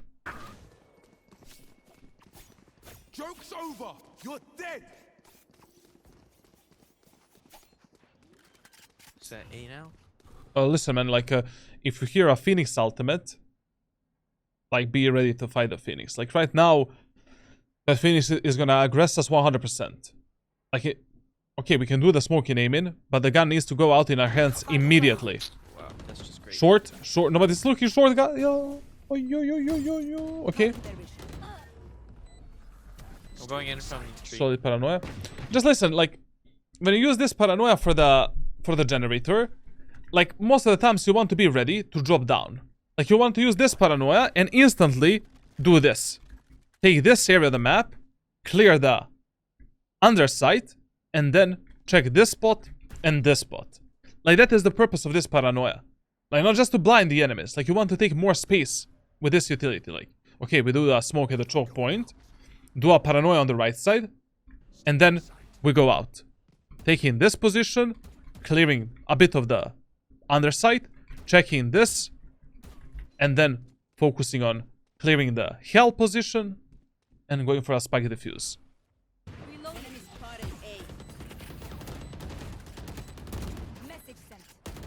I don't know, like, I mean, you know, try not to, like, I don't know why you're resetting your gun way too many times.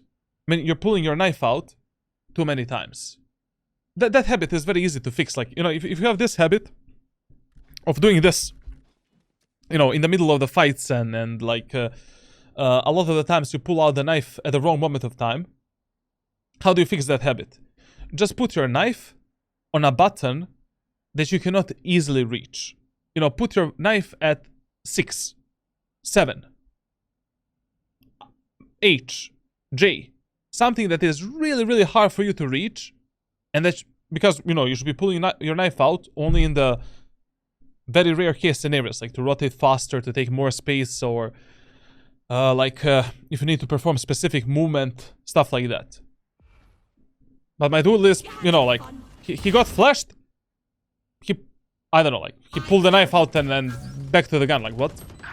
What? And listen here, like, I mean, whenever you have numbers advantage, you should always smoke the spike. And that's it. And then go for a defuse. Like, whenever you have a numbers advantage over the enemies during the retakes, always smoke the spike and let your teammates hold, you know, the main areas of the maps and search for this killjoy. Main. And while you're she's not main, she's Maybe. behind us. Heaven. Oh, Also, your directional sound is really bad.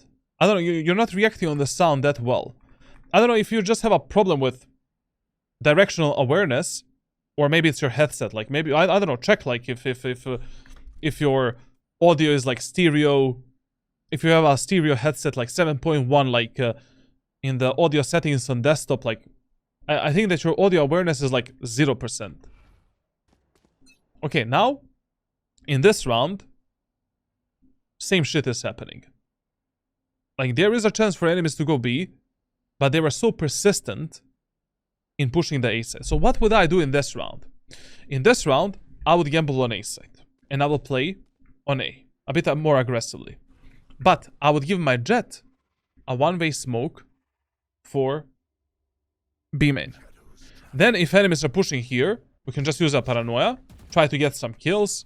Delay the enemy's push with this smoke or this smoke. Then one of my favorite strategies when I'm playing passively on A side is I hide here, wait for the enemies to hit the switch, and I kill the switch guy. And then TP away. This will always guarantee you one kill, and you can just play the retake on the numbers advantage. Always. Like 99% of times. If you're fast enough to kill that guy on the switch. And if enemies are pushing B, I have an ultimate to do a fast rotation. I can instantly position myself on some kind of an off angle, like this, and support my jet from this position.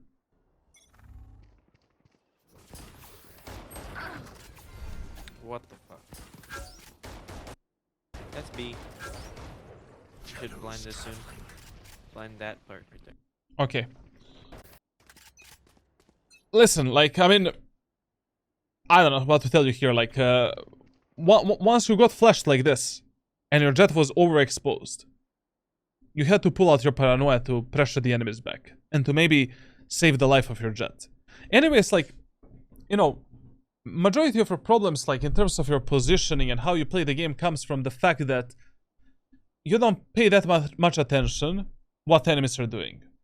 Like, every single time when enemies were pushing B, Phoenix was always the one pushing in first. And he was always doing this flash. Just dodge the flash. Like, if your jet is already playing this aggressive in the B main, dodge the flash. Like, just stand here, wait for the Phoenix to flash the shit out of your jet, surprise him with a peek. Refrag your jet. Then, instead of repositioning all the way there, reposition towards the speedway, and while you're repositioning, drop a one-way smoke. Voila! Full lockdown. How the fuck enemies are gonna pass this smoke? They cannot. And even if the jet dashes in, the rest of the enemy team is fucked. We can Paranoia the jet maybe, to fully isolate her, and kill her. Like, your positioning, repositioning, and countering of enemies is really poor. There is a training for that, and I'm gonna share that training with you. Like, there's like 5, 6, 7 methods to fix this problem, but this is such a prominent problem in your gameplay on a defender side. What the fuck? Blind. That's B. Should blind this soon. Now listen, one of the best spots that you can play when you're left alone on the on the actual site. So basically, you know, enemies like pushed you all the way onto the site. The best spot is this one here. It's a really good off angle. If you play this part of the box, enemies don't see you at all as they're coming from the speedway.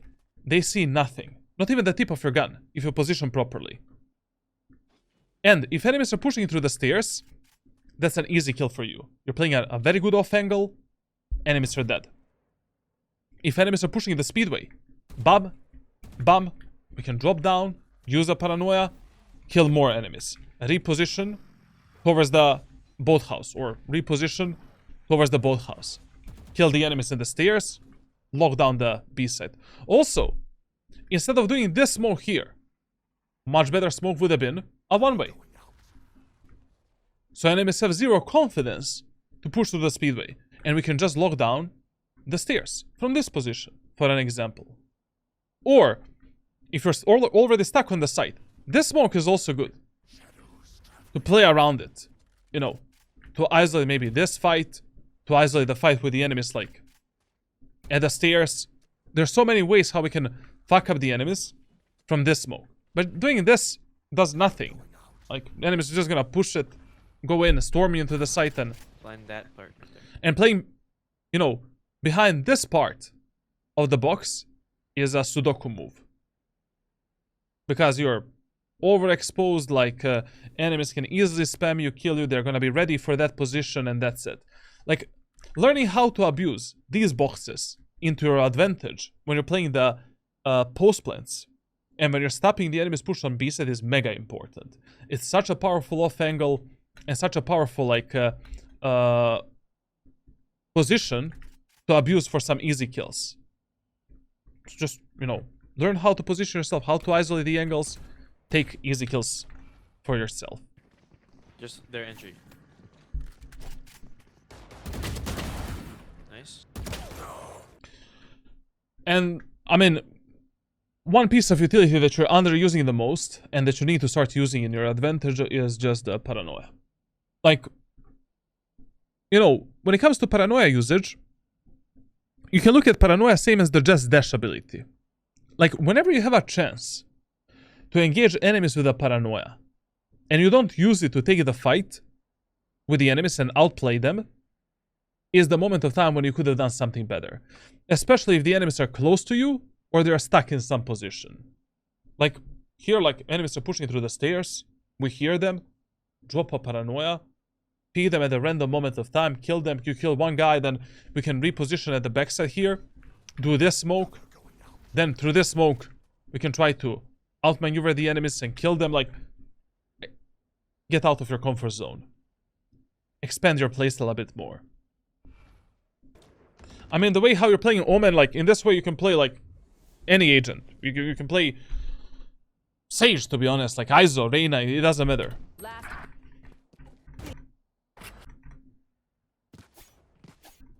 Alright, so let's do something different. Let's just play like but a bit more safer. Like protect yourself.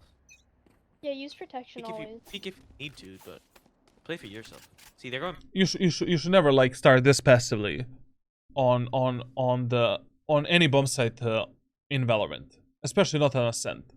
Like, your job on Ascent is to always contest the enemies a bit here, here, and here, so that they're wasting more utility to take the A main, B main, and mid control. So they have less utility to take the bomb site control. But also, there's so many good ways how we can take a kill, you know, in A main and B main. Like, for example, I really don't know how enemies can counter in this elo. Like, there's no way enemies are gonna counter your one-way smoke with a Paranoia. Like, there is no way that enemies are gonna figure out a counter for that specific play. Like, if you think enemies are gonna go B, just do a one-way smoke here, let them cross it. When they cross this side, drop a Paranoia from this position, like this, you have 1 or 2 kills for free. And you lock down the whole B side. Then, you position on the speedway, one-way smoke here, they cannot go in. Then, we have, like, other really good plays with Omen on Ascent. Like, go on top of this position, and then we can use a fake one-way here to fuck up the enemies pushing the B main. I'm gonna show you the fake one-way right now. Yo, when you finish this, we can play Deadlock again in around, I don't know, 45 minutes. An hour maximum. Hour maximum, Frost. Be ready in an hour. My ultimate is ready. 30 seconds left. So, you know, this is also a really good outplay on the B side. Like you play this off angle. Place your one-way smoke all the way up here on top of this pillar. Like this. When enemies are pushing this one-way from the B main, it doesn't really look like a one-way to them. It looks like a really bad smoke. Really shit. And, you know, a lot of the players will have the confidence to pick this smoke. But they don't see this angle and this angle. And we can play around this fake one-way to surprise the enemies from this position. Take some easy kills. Drop down. Take more easy kills. Reposition towards our jet. And fuck up the enemies in another way. Like, you need to expand your playstyle, expand your gameplay. Do more. You can do so much more with this agent. Like, Omen is such a versatile character. Like, no matter in what type of scenario, enemies or your teammates put you in, you can always make that scenario to work in your favor. B again? Most of the time. Not always, but most of the time. Always use protection, guys. Listen, whenever you get revealed that the stairs get out of this position, you know, when the Sova Dart reveals or something like that, like this wall is fully spammable, your head is gonna fly away from your shoulders. Anyways, this spot is one of the worst fucking positions you can play on the B set of Ascent. We have an off angle here, one-way smokes. We can play in the speedway, hide from the enemies, then pick them on the timing from this position and kill them. Enemies are pushing in, flash them, peek them, kill them. We can play around this smoke here to fuck up the enemies with close range weapons. Like, how from all of these positions you decide to play the most default one ever?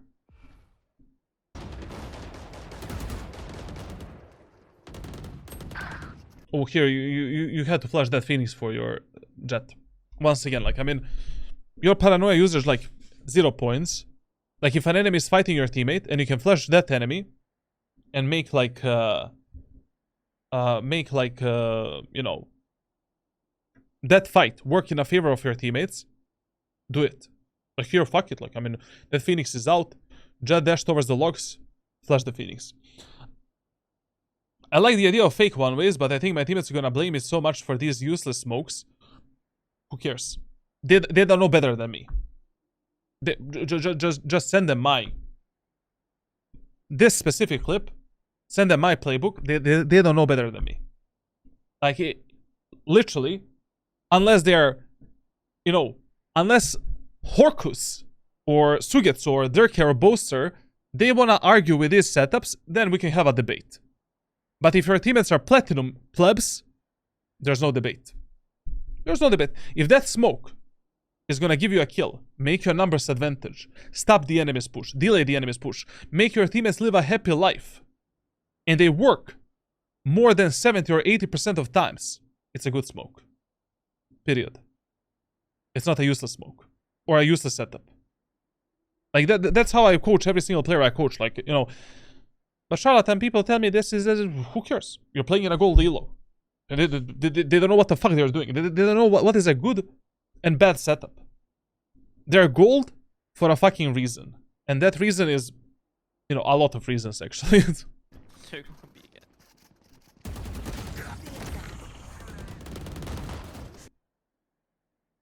I'm not gonna talk about this.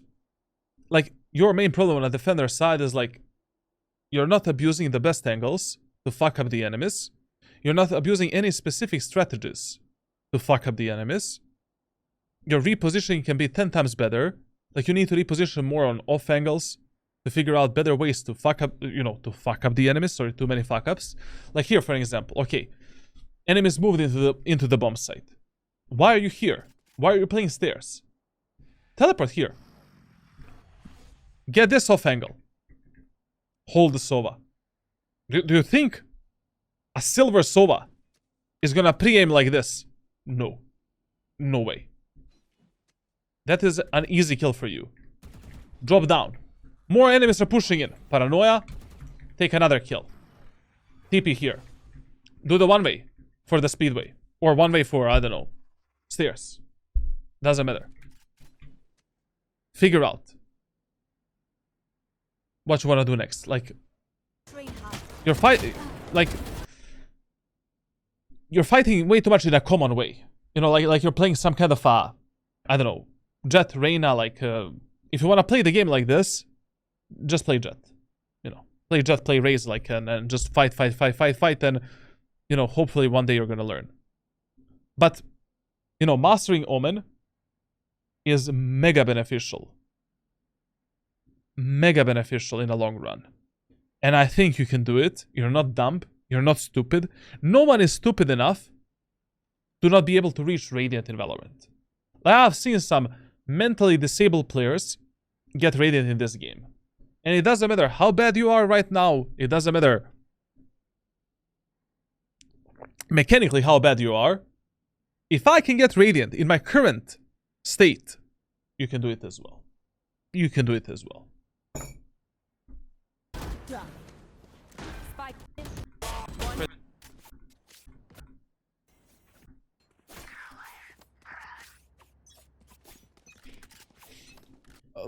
Just as a final note, this gameplay doesn't exist on Ascent.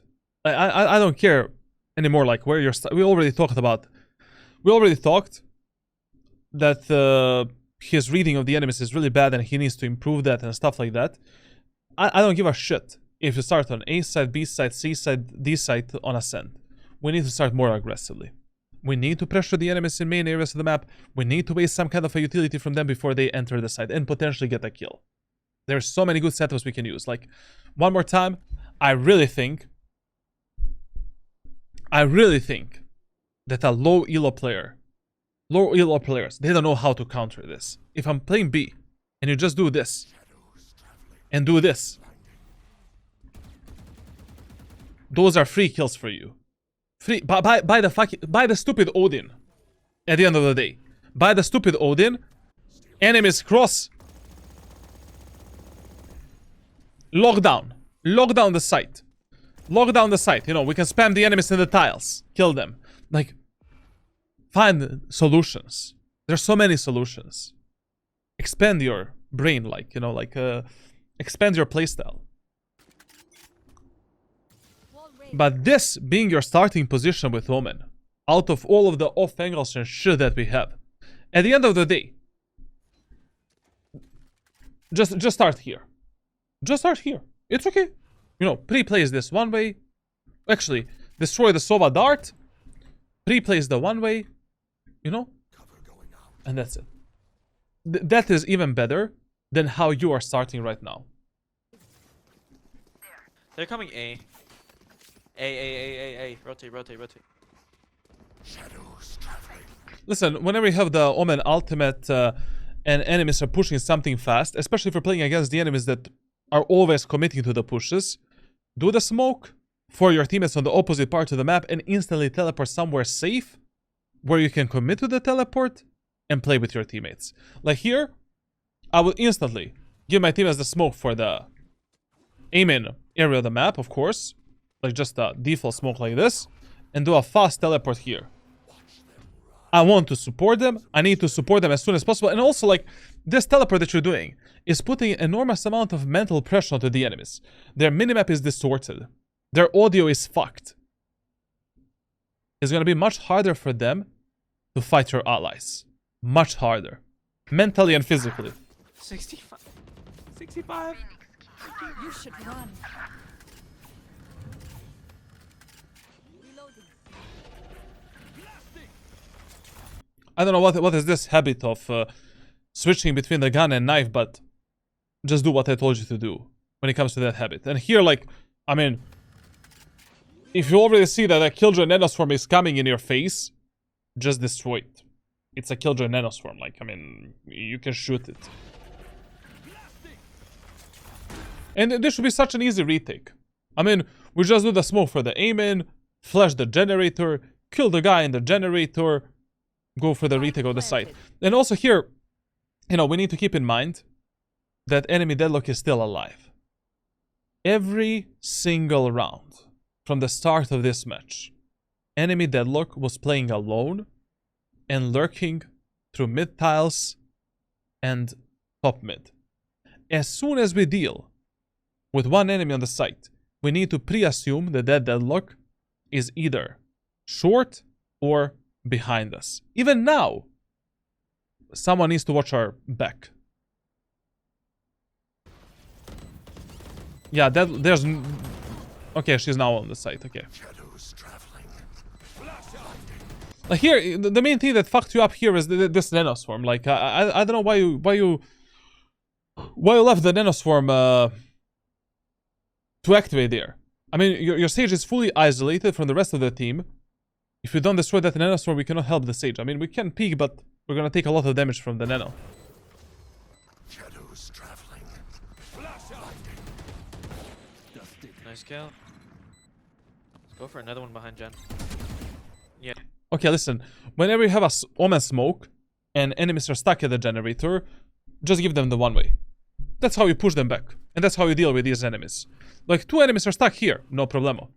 Do this one way, you know, and then just drop down. Like, this side is gonna be blocked, they will be forced to fight there. We can maybe do a fake shrouded steps to make them think that we went up there, and now engage them, you know, from the opposite part of the map together with the breach. Yeah, do another one on Jen, on Jen. Last player standing. One behind Jen. Yeah, do another one on Jen, on Jen. Last player standing. We had to clear that angle, like, period. But I really don't know, like, you know, the main reason why we lost this round is why didn't you use the ultimate when the enemies were pushing in, and why you didn't use the life of your Jet and Reyna to stop the enemies. You know, the main purpose of your ultimate on a defender's side, on every map in Valorant, is just fast rotations. Fast, safe rotations to support your teammates. Second purpose, information, gathering tool. When you have no idea where the enemies are, in the last 30 or 40 seconds of a round, we can reveal the enemies with the ultimate. And that's it. Like, almost never on a defender side you want to go for some aggressive plays behind the enemies. It's just pointless. It doesn't make any sense. Like, only like in 5% of the rounds and matches. Joke's over. You're dead. Here as well, like, is the last round. Enemies are pushing B. Aim and smoke. And fast rotation with the teleport. This is something I would not do. Especially not in this elo. Like in low elo, between Iron 1 and Ascendant 1, I would never use my teleport to rotate behind the enemies. Number one, it's way too risky. Especially right now, I mean, Deadlock is always lurking, flanking. She can be, you know, waiting for my teleport and kill me right now top mid. Second, but the main reason why I would always use my teleport for the fast rotations is on a defender side. In this elo, you just don't know for how long your teammates are going to keep the side control and how long your teammates are going to stay alive. Now, while you're doing this shit, going behind the enemies, all of your teammates might die. Every single one of them. And you will be 1 versus 5, 1 versus 4, 1 versus 3, trying to play this retake. It is much better in low elo to just use your rotation, your ultimate for the fast, safe rotations to support your most aggressive teammates or teammates in the highest danger as soon as possible. Dude, why are they on site already? Spike down A. Okay, good flank, good flank. And God forbid, mistake number one is like your teammates don't have smokes ever. Ever. Like, you need to focus more on the minimap. Give your teammates the smokes, like, even if you want to use this ultimate, your teammates had to have a smoke at the aim and choke point. Nice. You're gonna blind it. Blind it now. Nice. Player standing. Wouldn't this round just be been easier if you teleported on tower, did a regular smoke for the A main, fucked up the enemy's push completely, make a numbers advantage, make your teammates live a happy life, and just win the round together? Wouldn't that be more simple? 10 times more simple. I mean, here, like, we just got a bit lucky that enemy killjoy was running out with a knife, like, enemies were completely unaware. I don't know, like, I mean, Killjoy has like four teammates on the bomb site and she's running back with a spike. Okay, whatever. Here, for example, you know, you have two smokes, Paranoia, and two shrouded steps. But what the fuck is this positioning and this smoke, man? Like, you know, the spike is here. Do the one way up here, one way up there. Hold that one way from some. Sorry guys, I'm just too tired. Like I don't know what am I doing. Like do the one way here. Hold that one way from maybe this position. You know, this position. Dodge the enemy's Phoenix Flash. Kill the enemies. Then maybe teleport here. Hold the one way then from this position. 2 kills. Then let's do the regular smoke. Enemies push out from that smoke. Let's use a Paranoia. Kill one more. And like, you could have killed all 5 enemies that are trying to retrieve this spike. All 4 enemies. Nice. You're gonna blind it, blind it, blind it, blind it, blind it. Blind it now. Last player standing. Okay. Okay. I mean, that's gonna be the end of Defender side. Like, there's just too many things that you can fix. Like, from your positioning, utility usage, map awareness, like, there is only one training that can help you with all of this. And that specific training, you're going to get after we finish this VOD review. You're gonna do it for like 3 months, and then after 3 months, we'll see how much you're gonna improve and what's gonna happen to you. Would you recommend lurking with Omen or play with your team on defense? Lurking and flanking is only good in 5% of the rounds. Less than 5%. Like, it really depends on a lot of factors. A lot of factors. Which map you're playing, what the enemies did in the previous rounds. It needs to be based on some kind of an information. How much you can trust your teammates. What are the enemies doing on attack or defense. And only based on how the match is going, what type of info you get, you can lurk and flank. That's a very complex topic and it's impossible to explain it only in like one, like, in less than an hour, essentially. Depends on a scenario. And also, like, but generally speaking, 95% of times, lurking and flanking is just bad. It's not worth it at all. Most of the times, it's just better to simplify your gameplay, play on a refill potential, support your teammates, fuck up the enemies together, and that's it. Okay. Okay. Okay, now let's move on to the attacker side of Ascent.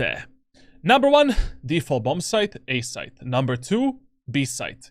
Essentially, in the first 5 rounds, in the first 4 to 6 rounds on the attacker side, we want to do a 5-man pushes together to execute something together, either A site or B site. And then from the 4th, 5th, or 6th round, we need to make a decision. Can we play together as 5? And can we actually execute the bomb sites fast? If the 5-man playstyle, like aggressive playstyle, works for you, keep doing it. Because if enemies don't have a response to your 5-man playstyle, enemies are completely fucked, essentially. But if enemies are stopping your pushes, delaying them, or they're not working that great for you, then we need to start fighting more for the map control, playing a bit slower, playing a bit more default, and especially we need to start fighting for the mid control on Ascent. Now, one basic rule on Ascent is that at the start of the match, you always are trying to see how many sentinels enemies have. Because based on how many sentinels enemies have, depends what you want to do in the first round. If enemies have 0 or 1 of these guys, Killjoy, Sage, or Cypher, the best idea is pushing the A site 3 rounds in a row together as 5, only through the A main area of the map, and then in a 4th round, faking A and going B. Why is this the best idea? Statistically, it makes more sense. Most of the times, these sentinels are gonna stack and play the B site. And also, like, A pushes are much cleaner on Ascent, and all of this is explained in my ranked playbook on my Discord server. Now, in this match, they have a Deadlock in Killjoy. Deadlock is like whatever, like I don't even consider her a real sentinel. Like, you can easily pass her utility and just fuck her up on the bomb site. So in this match, I would just do a 5-man push on A site 3 rounds in a row, and then in a 4th round, fake A, go B. But in this round here, let's see what our friend is gonna do.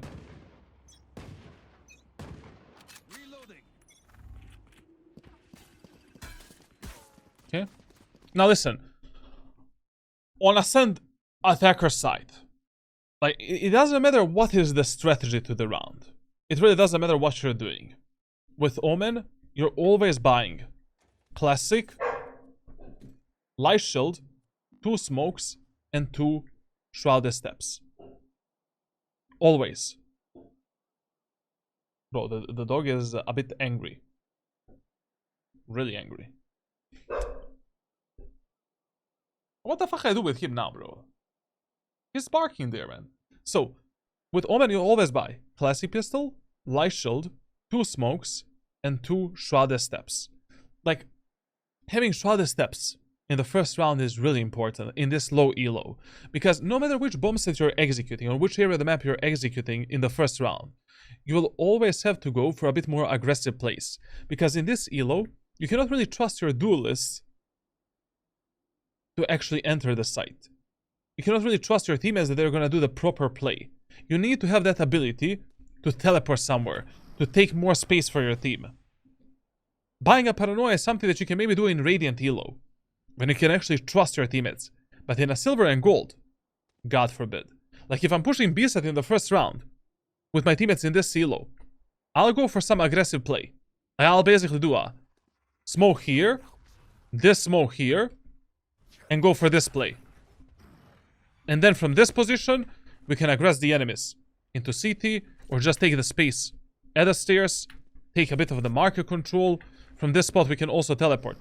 Here, close the switch, fuck up the enemies at the stairs, move into the bomb site. But playing with a Paranoia and 2 smokes in the first round, God forbid.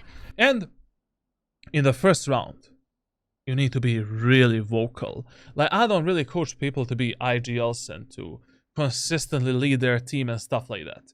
But especially in the first round, you need to tell your teammates where to go and what to do. Based on your team composition, based on enemy's team composition, and based on what makes more sense to be done on a specific map. Like, what statistically works more. Now, how do you know all of that? My ranked playbook on a Discord server. But also in every single free live VOD review, I talked about all of this stuff. But letting your teammates scatter on the map and not even trying to communicate to them, that's stupid. Like, the first round should always be a 5-man push towards one specific objective. And that is the best way to play the first round. There's no other way, especially not in low elo. The more we complicate these rounds, the less success we're gonna find. Cover going out.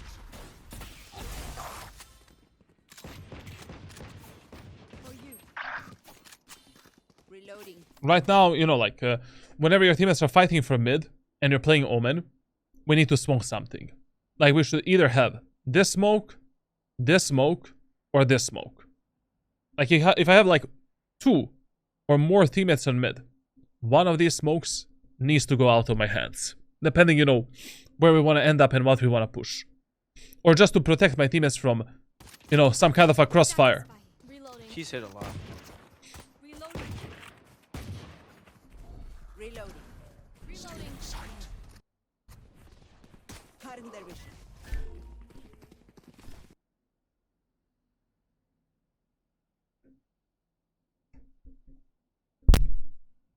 Wait, so you cross this area of the map while completely giving your anal cavity to the enemies in CT? I mean, do you know something I don't know? Because I don't know if enemies are CT. Like, if I was pushing this area of the map, you know, we needed to push it a lot more careful. Like, you cannot be... Like, there should never be a moment of time in your gameplay where you're exposed to 2 different 180-degree angles. Like, it's essentially 2 angles that are watching each other. It's like, here, if I'm crossing this area of the map with this Paranoia, okay, I'm gonna use this Paranoia to clear that angle, but I'm gonna push like this. Now, when my teammates are moving in, I'm gonna be checking the CT and moving in with them. Cutting their vision.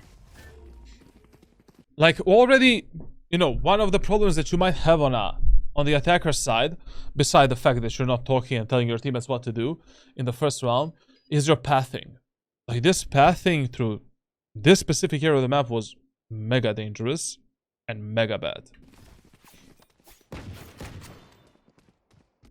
listen, like, you never play with your teammates that are lurking, flanking, and doing something solo on the attacker side.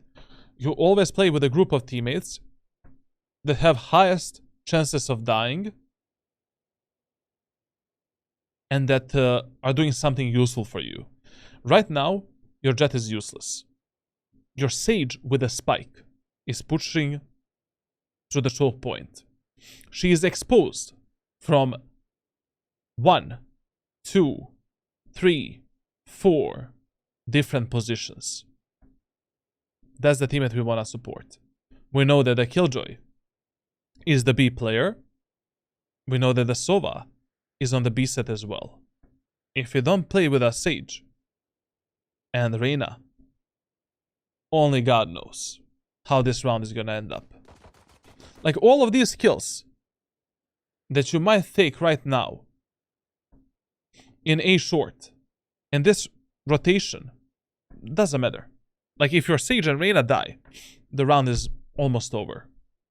Or the round is gonna become more complicated and harder for us.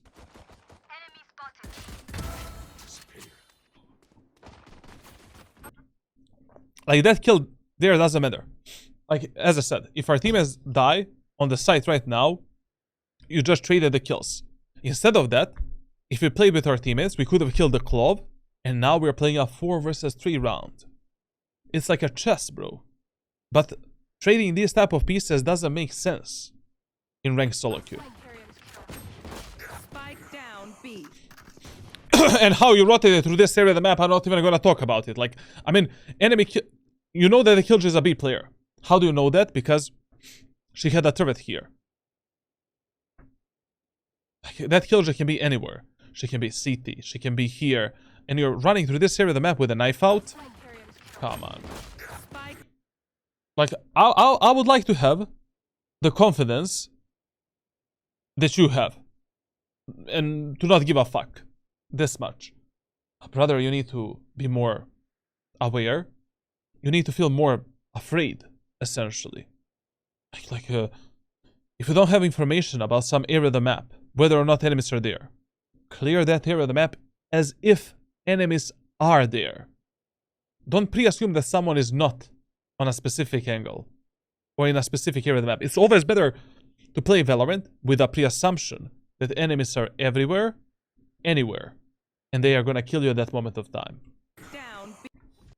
But this round fell apart from the start. From the start of the round.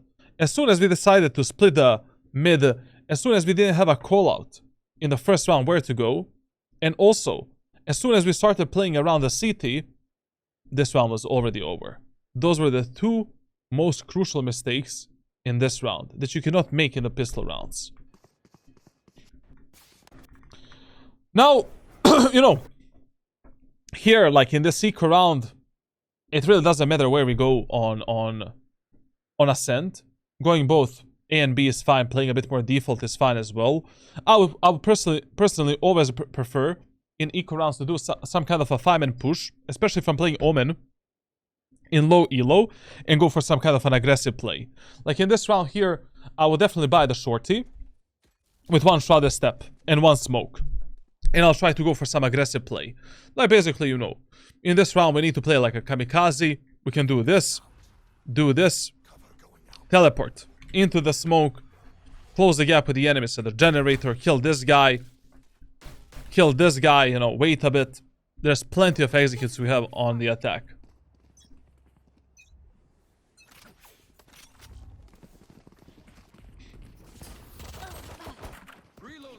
And this is the most common play that Phoenix players are always gonna do.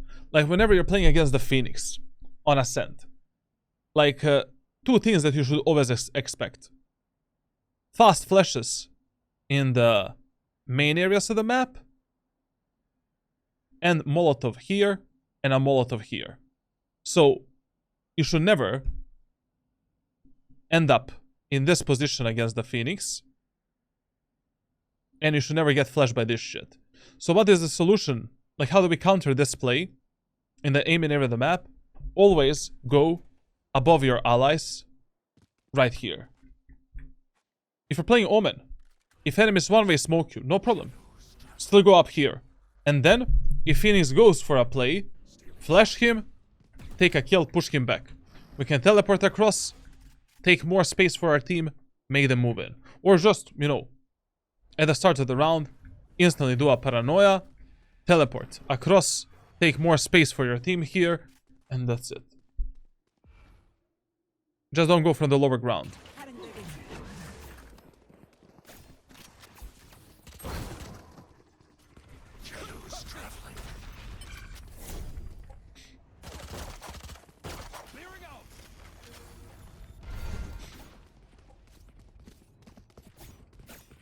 Right there.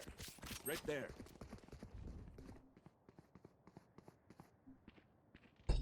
Enemy is CT, in spawn, kill him. Okay.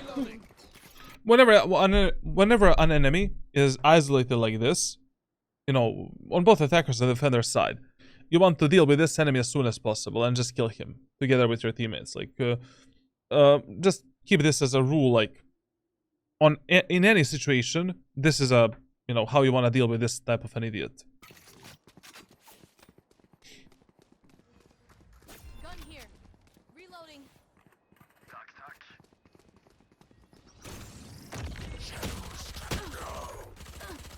Okay, man, whatever. I really don't want to talk about this round anymore.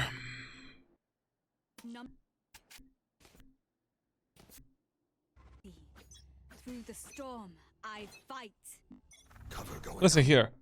On the attacker side of Bind, Ascent, sorry. If enemies are eco, halby, or bonus on defense, avoid this area of the map. You don't need it. In low elo, the best solution for this round between Iron 1 and Diamond 3 is to do a 5-man push through the A-main area of the map and just execute the A site. The least amount of mistakes that your teammates can make, you can support your teammates and reflect them at any moment of time. Enemies cannot really fuck you up that much with the short-range weapons, as much as they can fuck you up on B, and you need to give that call out to your allies. And listen here. But my teammates in low elo, they don't listen to me. They don't want to follow my callouts. A lot of the times, low elo players are just waiting for someone to speak. They're brainless. They need someone. They're like sheeps. They need their, like, you know, leader, essentially. So try it out. And if they don't listen to you, okay, then adapt to whatever the fuck your teammates want to do. And when you're playing Omen, it's very easy to adapt to different types of shenanigans. But you should give it a try at least. You know, like in this round, taking the mid control, pushing mid, like together as 5, playing default. Why? Enemies are the ones that have the bad weapons. Like if you just play together, we avoid these areas of the maps where we cannot refrag our teammates properly. We win this round. And also, for fuck's sake, we need to follow our allies properly here, and our pathing needs to be really good. Reloading. Shadows traveling. Reloading. Okay. I mean, if you want to smoke the top mid, this is how that smoke looks like. Like, you know, you cannot smoke the CT like this. It's way too dangerous. Like, it is always better to smoke it in a regular way like that. Healing. 124. Good job. Reloading. Go plant on site. Close the door. Like, once again, you know, from the start of this round was fucked. Like, there's no tips I can give you here. Like, because you're not even trying to lead your teammates. You're not trying to tell them what is good thing to be done. Why the fuck would we push together as 5, just market and mid, allow the enemies to pinch us, to crossfire us, to fuck us up with Marshall, to fuck us up, is it good now? To fuck us up with like I don't know, Spectres, Stingers and shit like that. 5-man A push and then just commit to the A set and that's it. Also, listen here. whenever you push some kind of a bomb site through a short area of that map, so you push the B site only through the market, you push the A site only through A short, check the main area of that bomb site ASAP, because you never know how much space enemies have taken behind you.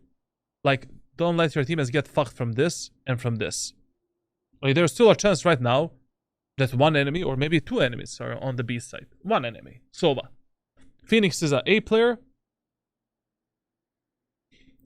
Phoenix is the A player, and Clove is right here, and Sova is the B player. So right now we need to check every angle methodically, one by one, and expect this Sova everywhere, and use this Sage as a bait to kill this Sova.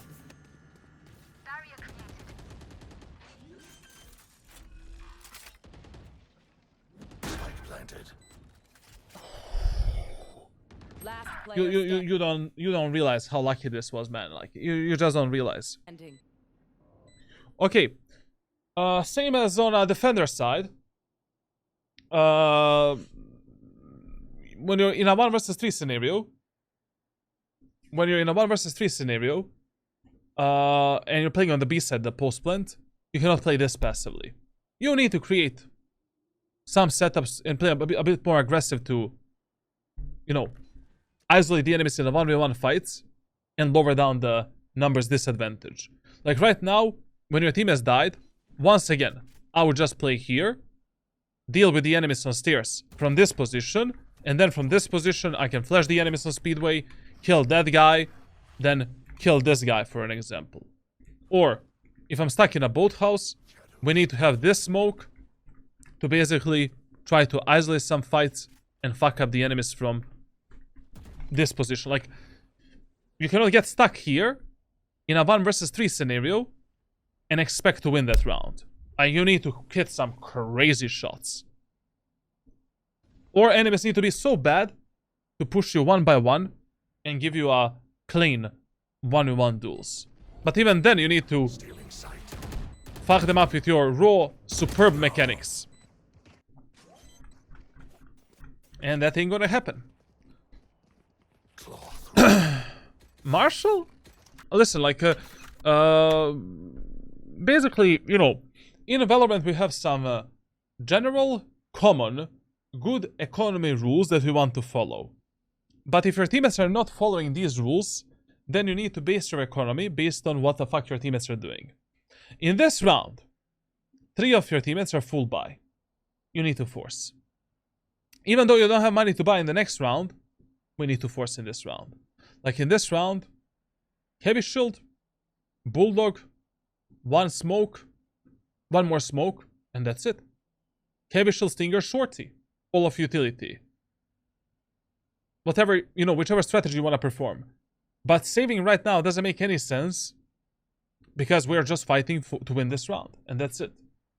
Like we are investing a lot of the credits in this round. Let's win it. Through them. And especially buying Marshall on the attacker side of Ascent. Who are you gonna kill right now? Buying a Marshall on the attack of Ascent makes sense when enemies are over-peeking you and over-aggressing you from A short and bottom mid. But this whole match, enemies were playing mega passively, and they're never even contesting us in mid area of the map. Who are we gonna kill? And thanks God, in this round, our teammates are actually pushing together B side. Instead of buying this stupid Marshall with a sheriff, buy the stinger. Heavy shield, shorty, utility. Okay guys, let's push B. Give them the Paranoia because I'm 100% certain that in this round, his teammates are just gonna swing this angle like idiots. Like that. If you notice that your teammates are bad, they don't have a really good pathing, angle clearing. They're not jump spotting this angle, not flashing it. Fuck it. Send the Paranoia, give them the Paranoia. Then, I would use a regular smoke here, this smoke here, and go for an aggressive play. With this smoke, we have like 3 different aggressive outplays. Then from this smoke, you can teleport and do 3 additional aggressive outplays, and all of these outplays are explained in my ranked playbook. But when you have these type of teammates that are bad on the attack, and they have bad aggressive playstyle, you need to be aggressive as well with Omen. And you need to take control of the rounds in your own hands and control the outcome of your executes. If you don't do that, you're just gonna be fucked. You know, and whenever you're doing aggressive executes with Omen, both of your smokes you can use in a way to support your teammates. Like, both of these smokes are protecting your teammates in one way or another. But just this smoke is allowing us to go for this play and then take the smoke control, kill the enemies here. Like, we can teleport down here, then teleport towards the switch, kill the enemies at the stairs. Like, we can immediately go jump towards the stairs, clear this angle, focus on the stairs, move forward. Like, you can do this type of a smoke here, where you leave a little gap in the CT, and then from this spot we can teleport there, and from this spot fuck up the enemy in the stairs, take a control. Cover going out. And God forbid, like, even what the fuck? I mean, even if you knew that, you know, this deadlock is gonna peak A short, I would never take this fight in this round. Like, this was a very rare moment of time where our teammates are actually playing together as four. I would have used this opportunity to play with them. Like, there is no way that I would have isolated this 1v1 fight when my teammates finally agreed to push something together. But listen here. Your primary focus of executes on Ascent in most of your games in low-ELO should be the A site. A site is very, very clean to execute. Very easy to execute. Very easy to play the post plants. With Omen, you have so many good executes. So many good ways to enter the site. Even if you do this smoke setup, you know, we can always teleport in this corner safely with a Paranoia here or here. Take the space for the team. Fuck them up. B-site is and mid are always hell of a time. Like, B-site and mid I use as a last resort. If I notice that my executes are not good. They're not working. Like, mid we want to use, like, whenever we notice that enemies are just over-peaking it, over-aggressing it. Like, we can take easy kills, or like, we need to, like, enemies have like two. Enemies have like 2 or 3 like sentinels on the defender side. They have a Cypher and Killjoy and Sage, stuff like that. I don't know why would you ever go for such a clean fight. Especially if you're playing Omen. Your teammates right now need 2 smokes. And they need you in B-main. And you're dead.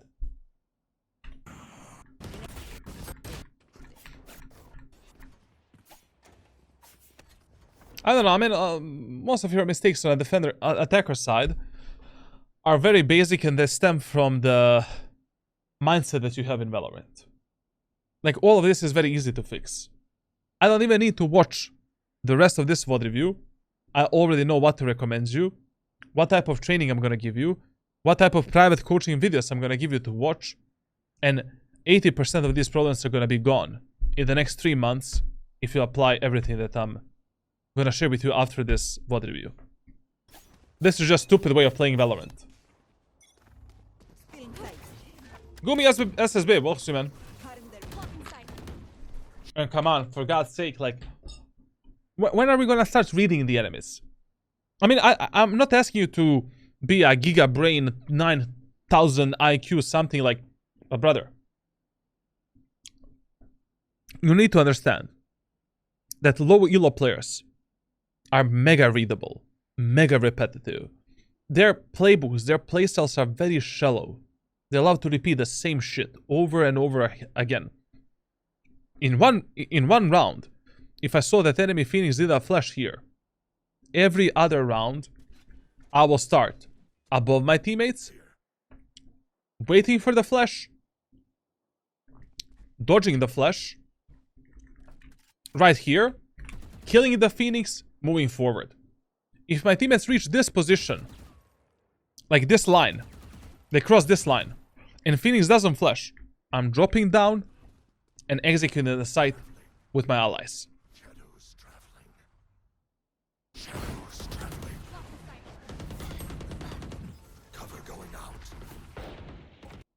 Listen. When you're learning Omen, precision of your smokes, precision of your utility, is far more important than speed. Speed will come with time. Focus on precision. Yes, you might lose a bit of the timings to play with your teammates. Yes, you might lose a bit of the rounds, a bit of the gunfights. Like, I get it. But precise, proper utility that you can keep on a good autopilot mode is far more important than rushing things out. Don't feel pressured. Like in this early stage of development with Omen. Like, this smoke on A short. Even if you're going for some aggressive play around that smoke, why the fuck would the smoke look like this? Like, if you want to teleport in this corner, just do, you know, smoke like this. And then we can flash the enemies on the right side or left side. Go for this TP. And take this space controller. But the smoke that you did. Okay. Oh, this is something I didn't speak about, like, in one of the previous rounds when they pushed the A side. Listen here. So basically, if you're playing against the Sage, Deadlock, Killjoy, it doesn't matter which Sentinel it is. And you see that Sentinel's utility. Always destroy that Sentinel's utility before you start rotating or doing anything else. Like, for example, you're playing against Deadlock. And you see a Deadlock wall here. You need to destroy that wall before you start moving anywhere else on the map. Why? Because that wall is protecting that area of the map for the next 40 seconds. Like, for the next 40, or I don't know how many seconds is left of the wall. Enemies don't need to worry about that push. And about that choke point. Like, open that area of the map for your team. Destroy that piece of utility. And now, you know, enemies are gonna be more scared. You know, they need to be aware that we might push through the A main. We might rotate as well. Like, someone is definitely gonna stay defending the A site, even if we decide to rotate all the way to B. And even if that is way too predictable.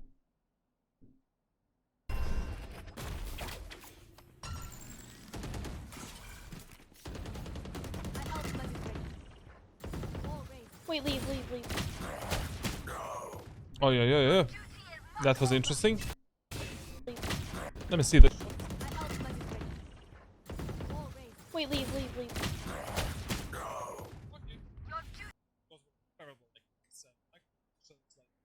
When it comes to your mechanical skill, you're also going to get some very basic training. Mechanical training for your mechanical problems, because all of your mechanical problems are very basic, you know, nothing. You don't need anything special. You know, you don't need some fully customized aim training routine for some special problems. We'll work on everything at once and everything is going to be fixed. Now, listen here.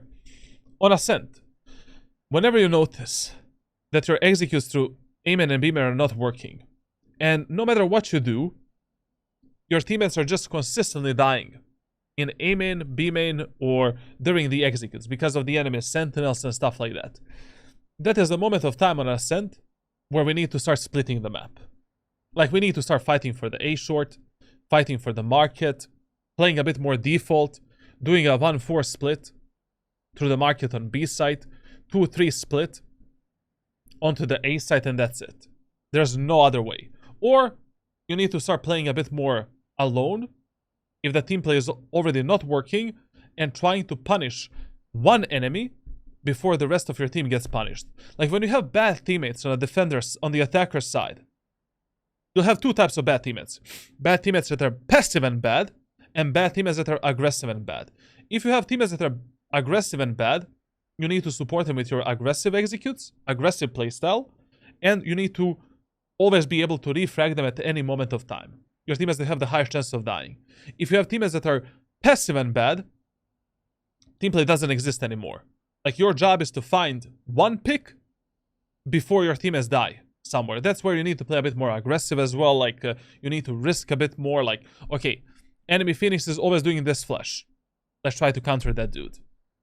Let's maybe make a few footsteps here, wait for his flash, bait him, and then bop. Kill him from this angle. Enemy Deadlock is peeking A short. pick up the operator, kill the deadlock. Done. Or do this smoke, walk into the smoke, flash the deadlock, take the short control alone. Like, anything is better than hitting the same wall with your head and making a fucking dent, which you already have from the gaming headset. Yeah, sorry guys, like I wanna sneeze just a second. When are you gonna release the Omen Abyss guide on the rank playbook? During the September. Both Abyss for Omen and Jet are gonna be uploaded.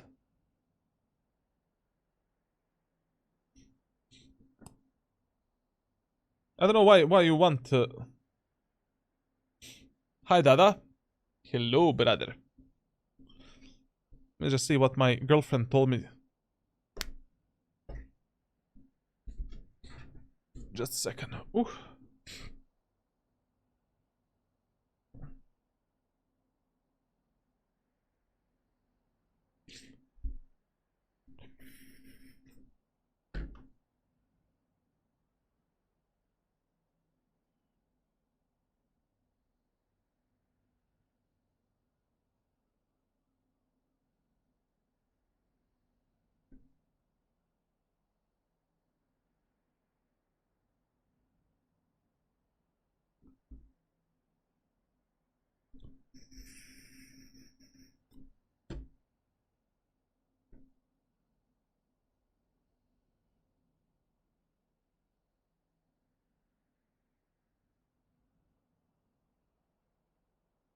Sorry, we have the doggo problem, so yeah. We need to see what we're gonna do about it.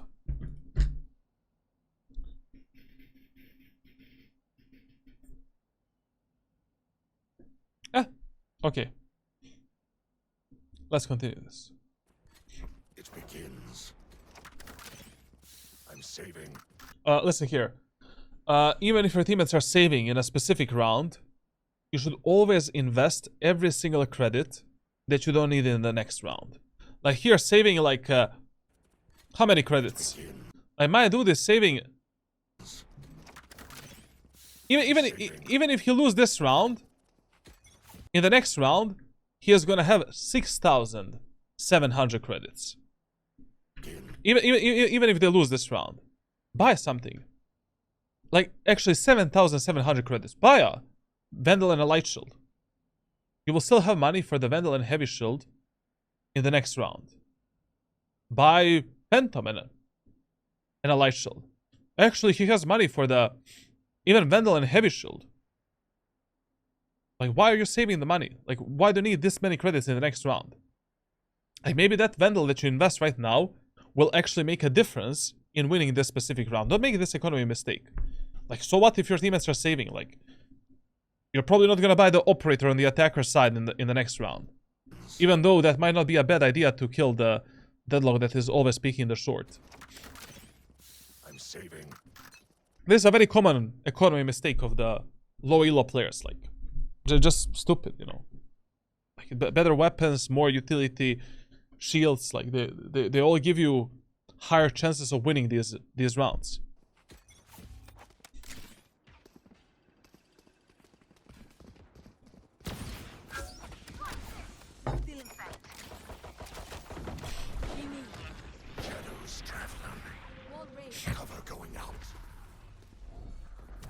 I have no idea how we even ended up in this situation. First of all, when his teammates were pushing B-men, he should have pushed the B-men with them. No doubt. Like, that arrow from the enemy solo was absolute shit. And you need to support these teammates. They are the most aggressive that have the highest chance of dying. They were always playing super aggressively, dying first. We need to support them. But as soon as we destroy the arrow here, we should have done the CT smoke and the Marcus smoke for our Sage and Reyna. Immediately.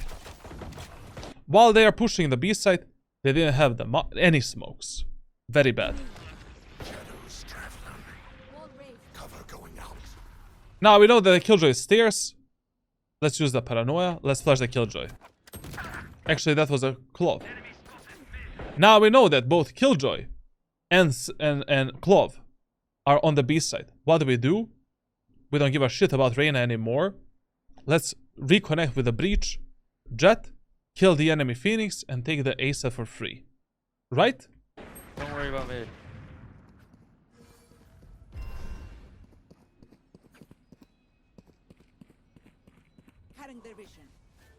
No one can peek you from this angle because we have a Sage wall. Your Reyna is coming back. Let's play with the Reyna. Clove is still on the bomb site. Let's play with the Reyna. Phoenix is market. Clove can die. Oh, Reyna can die.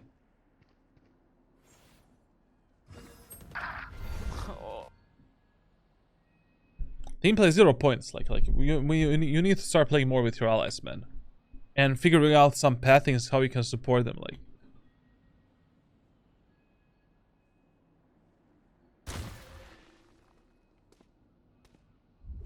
Last player standing.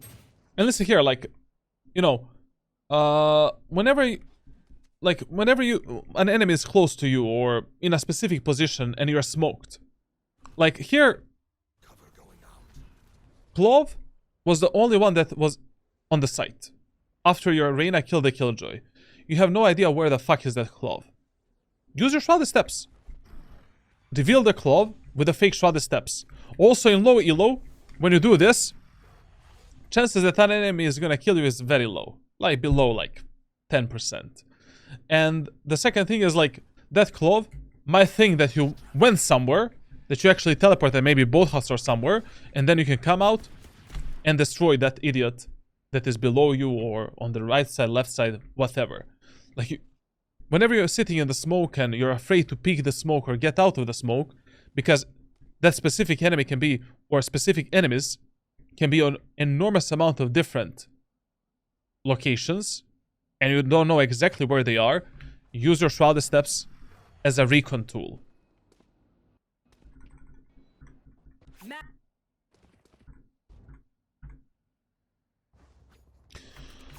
Overall, you need to lead your teammates a bit more on the macro level and try it out. Like, it doesn't need to be some super high level IGLing, but you need to try it out. And you need to start reading the enemies more if you want to start countering them. Deadlock is always peeking A short. Phoenix is always using a stupid flash to kill your teammates in Amen. Like, enemies are playing 3 people on B site every round. 3 people are always playing around market and B. Brother, just kill the Phoenix, kill the Deadlock on A, like, what's the problem? Cover going out. Shadows traveling. I have the sight.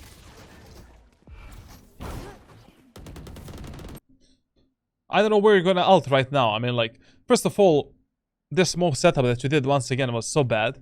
I mean, like, default smoke setup, when you're pushing the A site, on Ascent is essentially smoking this and smoking this. And then we're using a Paranoia either for the, you know, like, generator middle of the site or flashing the enemies on the right side, like, depending where you think enemies are playing. And then, you know, one of the safest executes that you have is teleporting right here as your teammates are moving in and then taking the space control. This smoke here, you want to use sometimes and only if enemies are playing if you are playing some kind of an equal halberd round. If you want to block more of the enemy's vision on the rafters, you want to block the under the rafters position as well. So if you're pushing in with the shorty classic pistol stingers, you have more chance to actually enter the site. Like, yes, it's a very dangerous smoke. I don't use it always, but you know, depending what type of economy you have and what type of economy enemies have, it is useful. Now, where are you gonna teleport right now with the ultimate?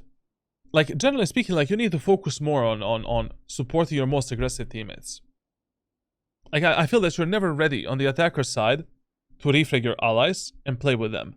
And that is the main thing I would like you to focus on when it comes to the general team play. Like, when it comes to, especially in the games where your teammates don't give a fuck what you're telling them to do, and they don't give a fuck about your comms. Like, right now, like, my fuck the teleport. Like, I mean, no matter where you teleport, like, it's useless and it's stupid if my Reyna and Jet die in the choke point against the Phoenix again. Like, you know, give your teammates a Paranoia here, push that Phoenix backwards, run together like with your Jet, jump spot the enemies here, take the information, and then let's go for some kind of an execute.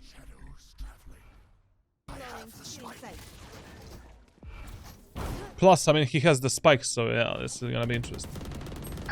Wait, he's trapped. Oh, never mind. GG.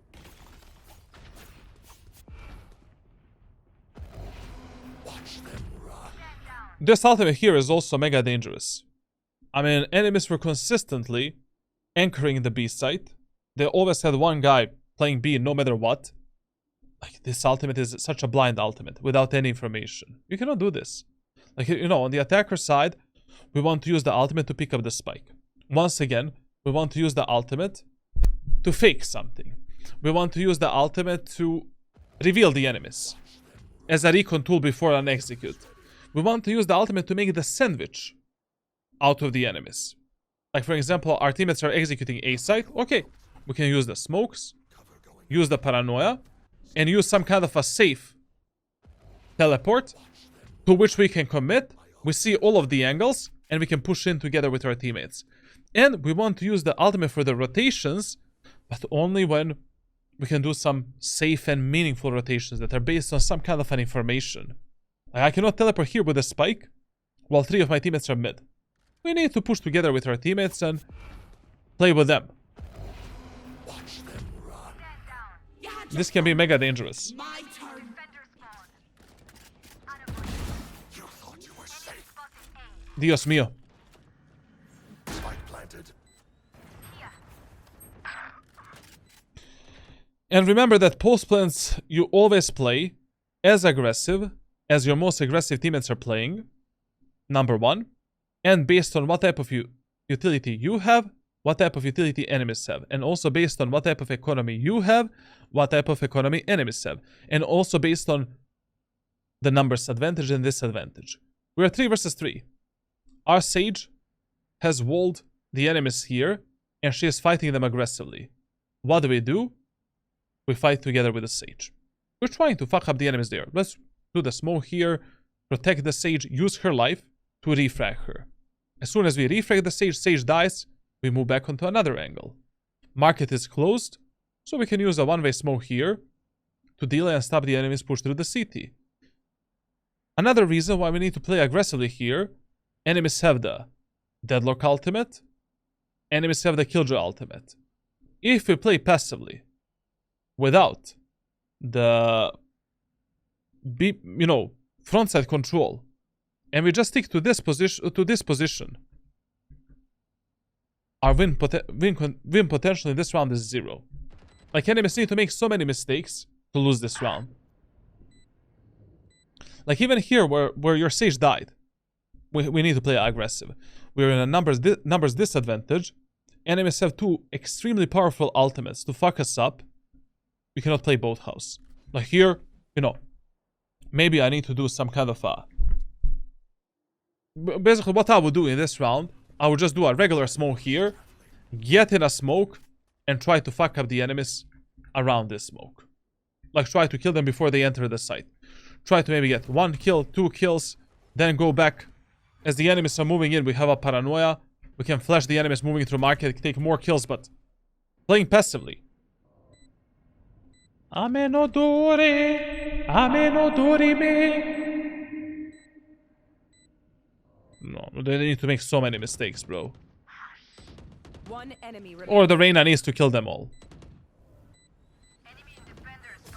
Your Reyna played this well. Even though she just went for, some clean, stupid 50-50 gunfights, but we need to play more aggro. If she died, this round was over. Okay? Listen. If you want to push the B site through market and mid, you always need to have one teammate that is lurking in the B main.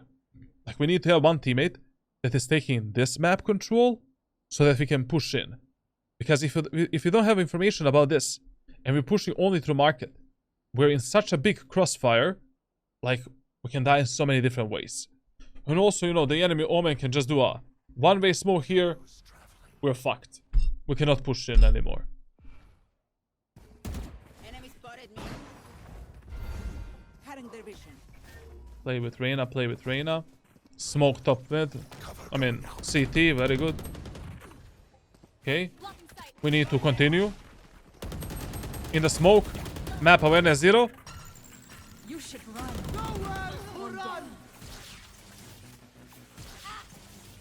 No, borderline, you know, doing a 5-man push onto B set only through market, that's impossible, like literally impossible. And anyways, like I think it is much easier to execute like a 2-3 split onto A site rather than doing a split onto B site. You know, that is another thing they never tried during this match. Like, I think that a 2-3 split on A site would have worked great because they usually had only 2 players defending A, Deadlock and Phoenix. Phoenix was very easy to counter and very easy to kill in A short, and Deadlock was consistently peeking in main, and Deadlock was always peeking aggressively the A short area of the map. Like, that is the moment of time when you can buy Operator on the attacker side. We buy the Op, make an instant numbers advantage, and that's it. Now we play with a numbers advantage. Enemies don't have Deadlock on A set anymore. We can regroup towards A main, push A together. And we just play a bit more passive with Operator and support our teammates. But if you have a shorty with Omen, you can always go for the aggressive plays. If you master the shorty usage, of course.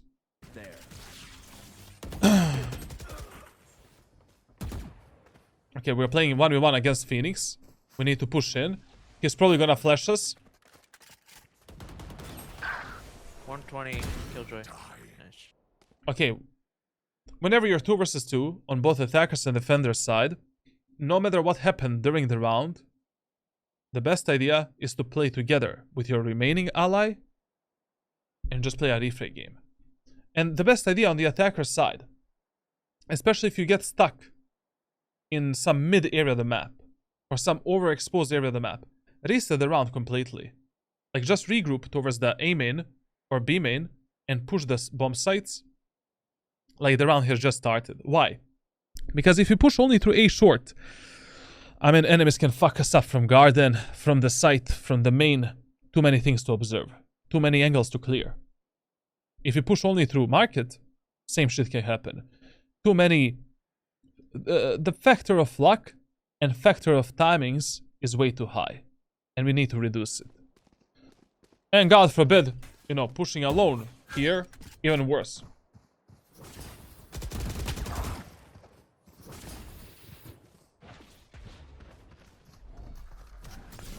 Also, remember, like... Okay, never mind. Now it doesn't matter. But whenever enemies are pinching you, like, from 2 different positions, like, right now, enemy Sova is engaging them from the market, and enemy Phoenix from mid, use your smokes to cut the angles and to isolate fights one by one. We can use this smoke, move into it, deal with the Sova, take the bomb site.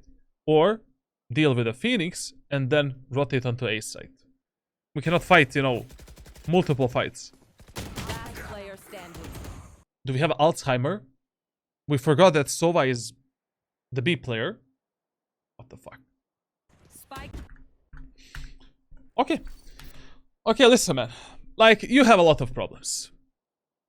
None of these problems are unfixable. They are big, but not unfixable. Your mechanical skill doesn't matter, to be honest, if you don't fix your core gameplay problems.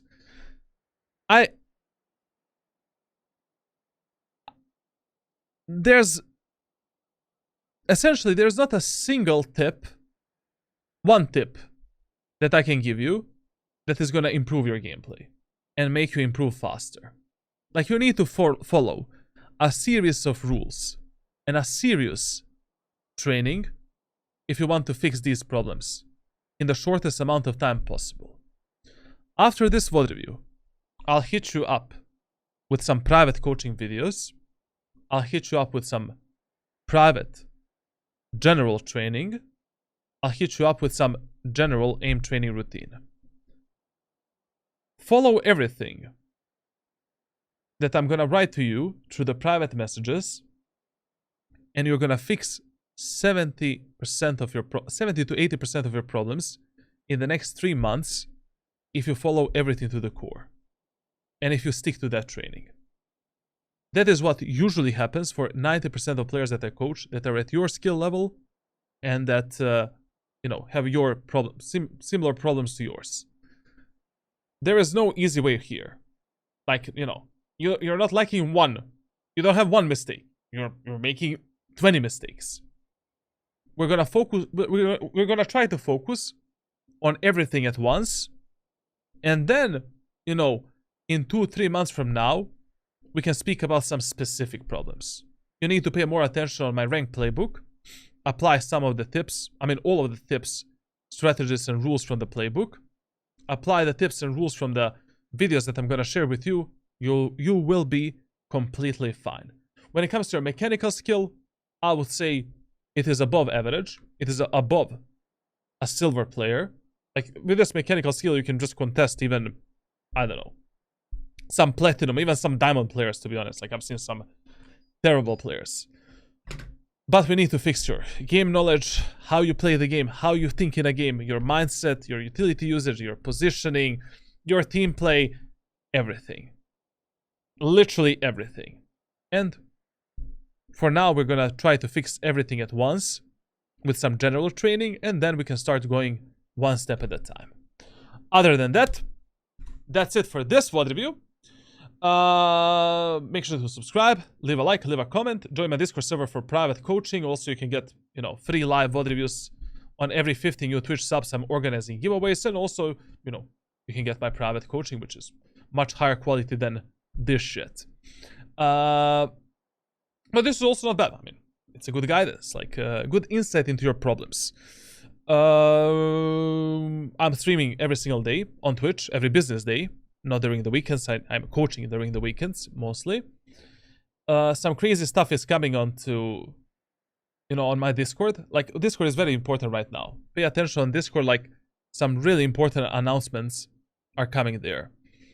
And thank you for watching, and I will see you in the next, video. I'm gonna go crazy.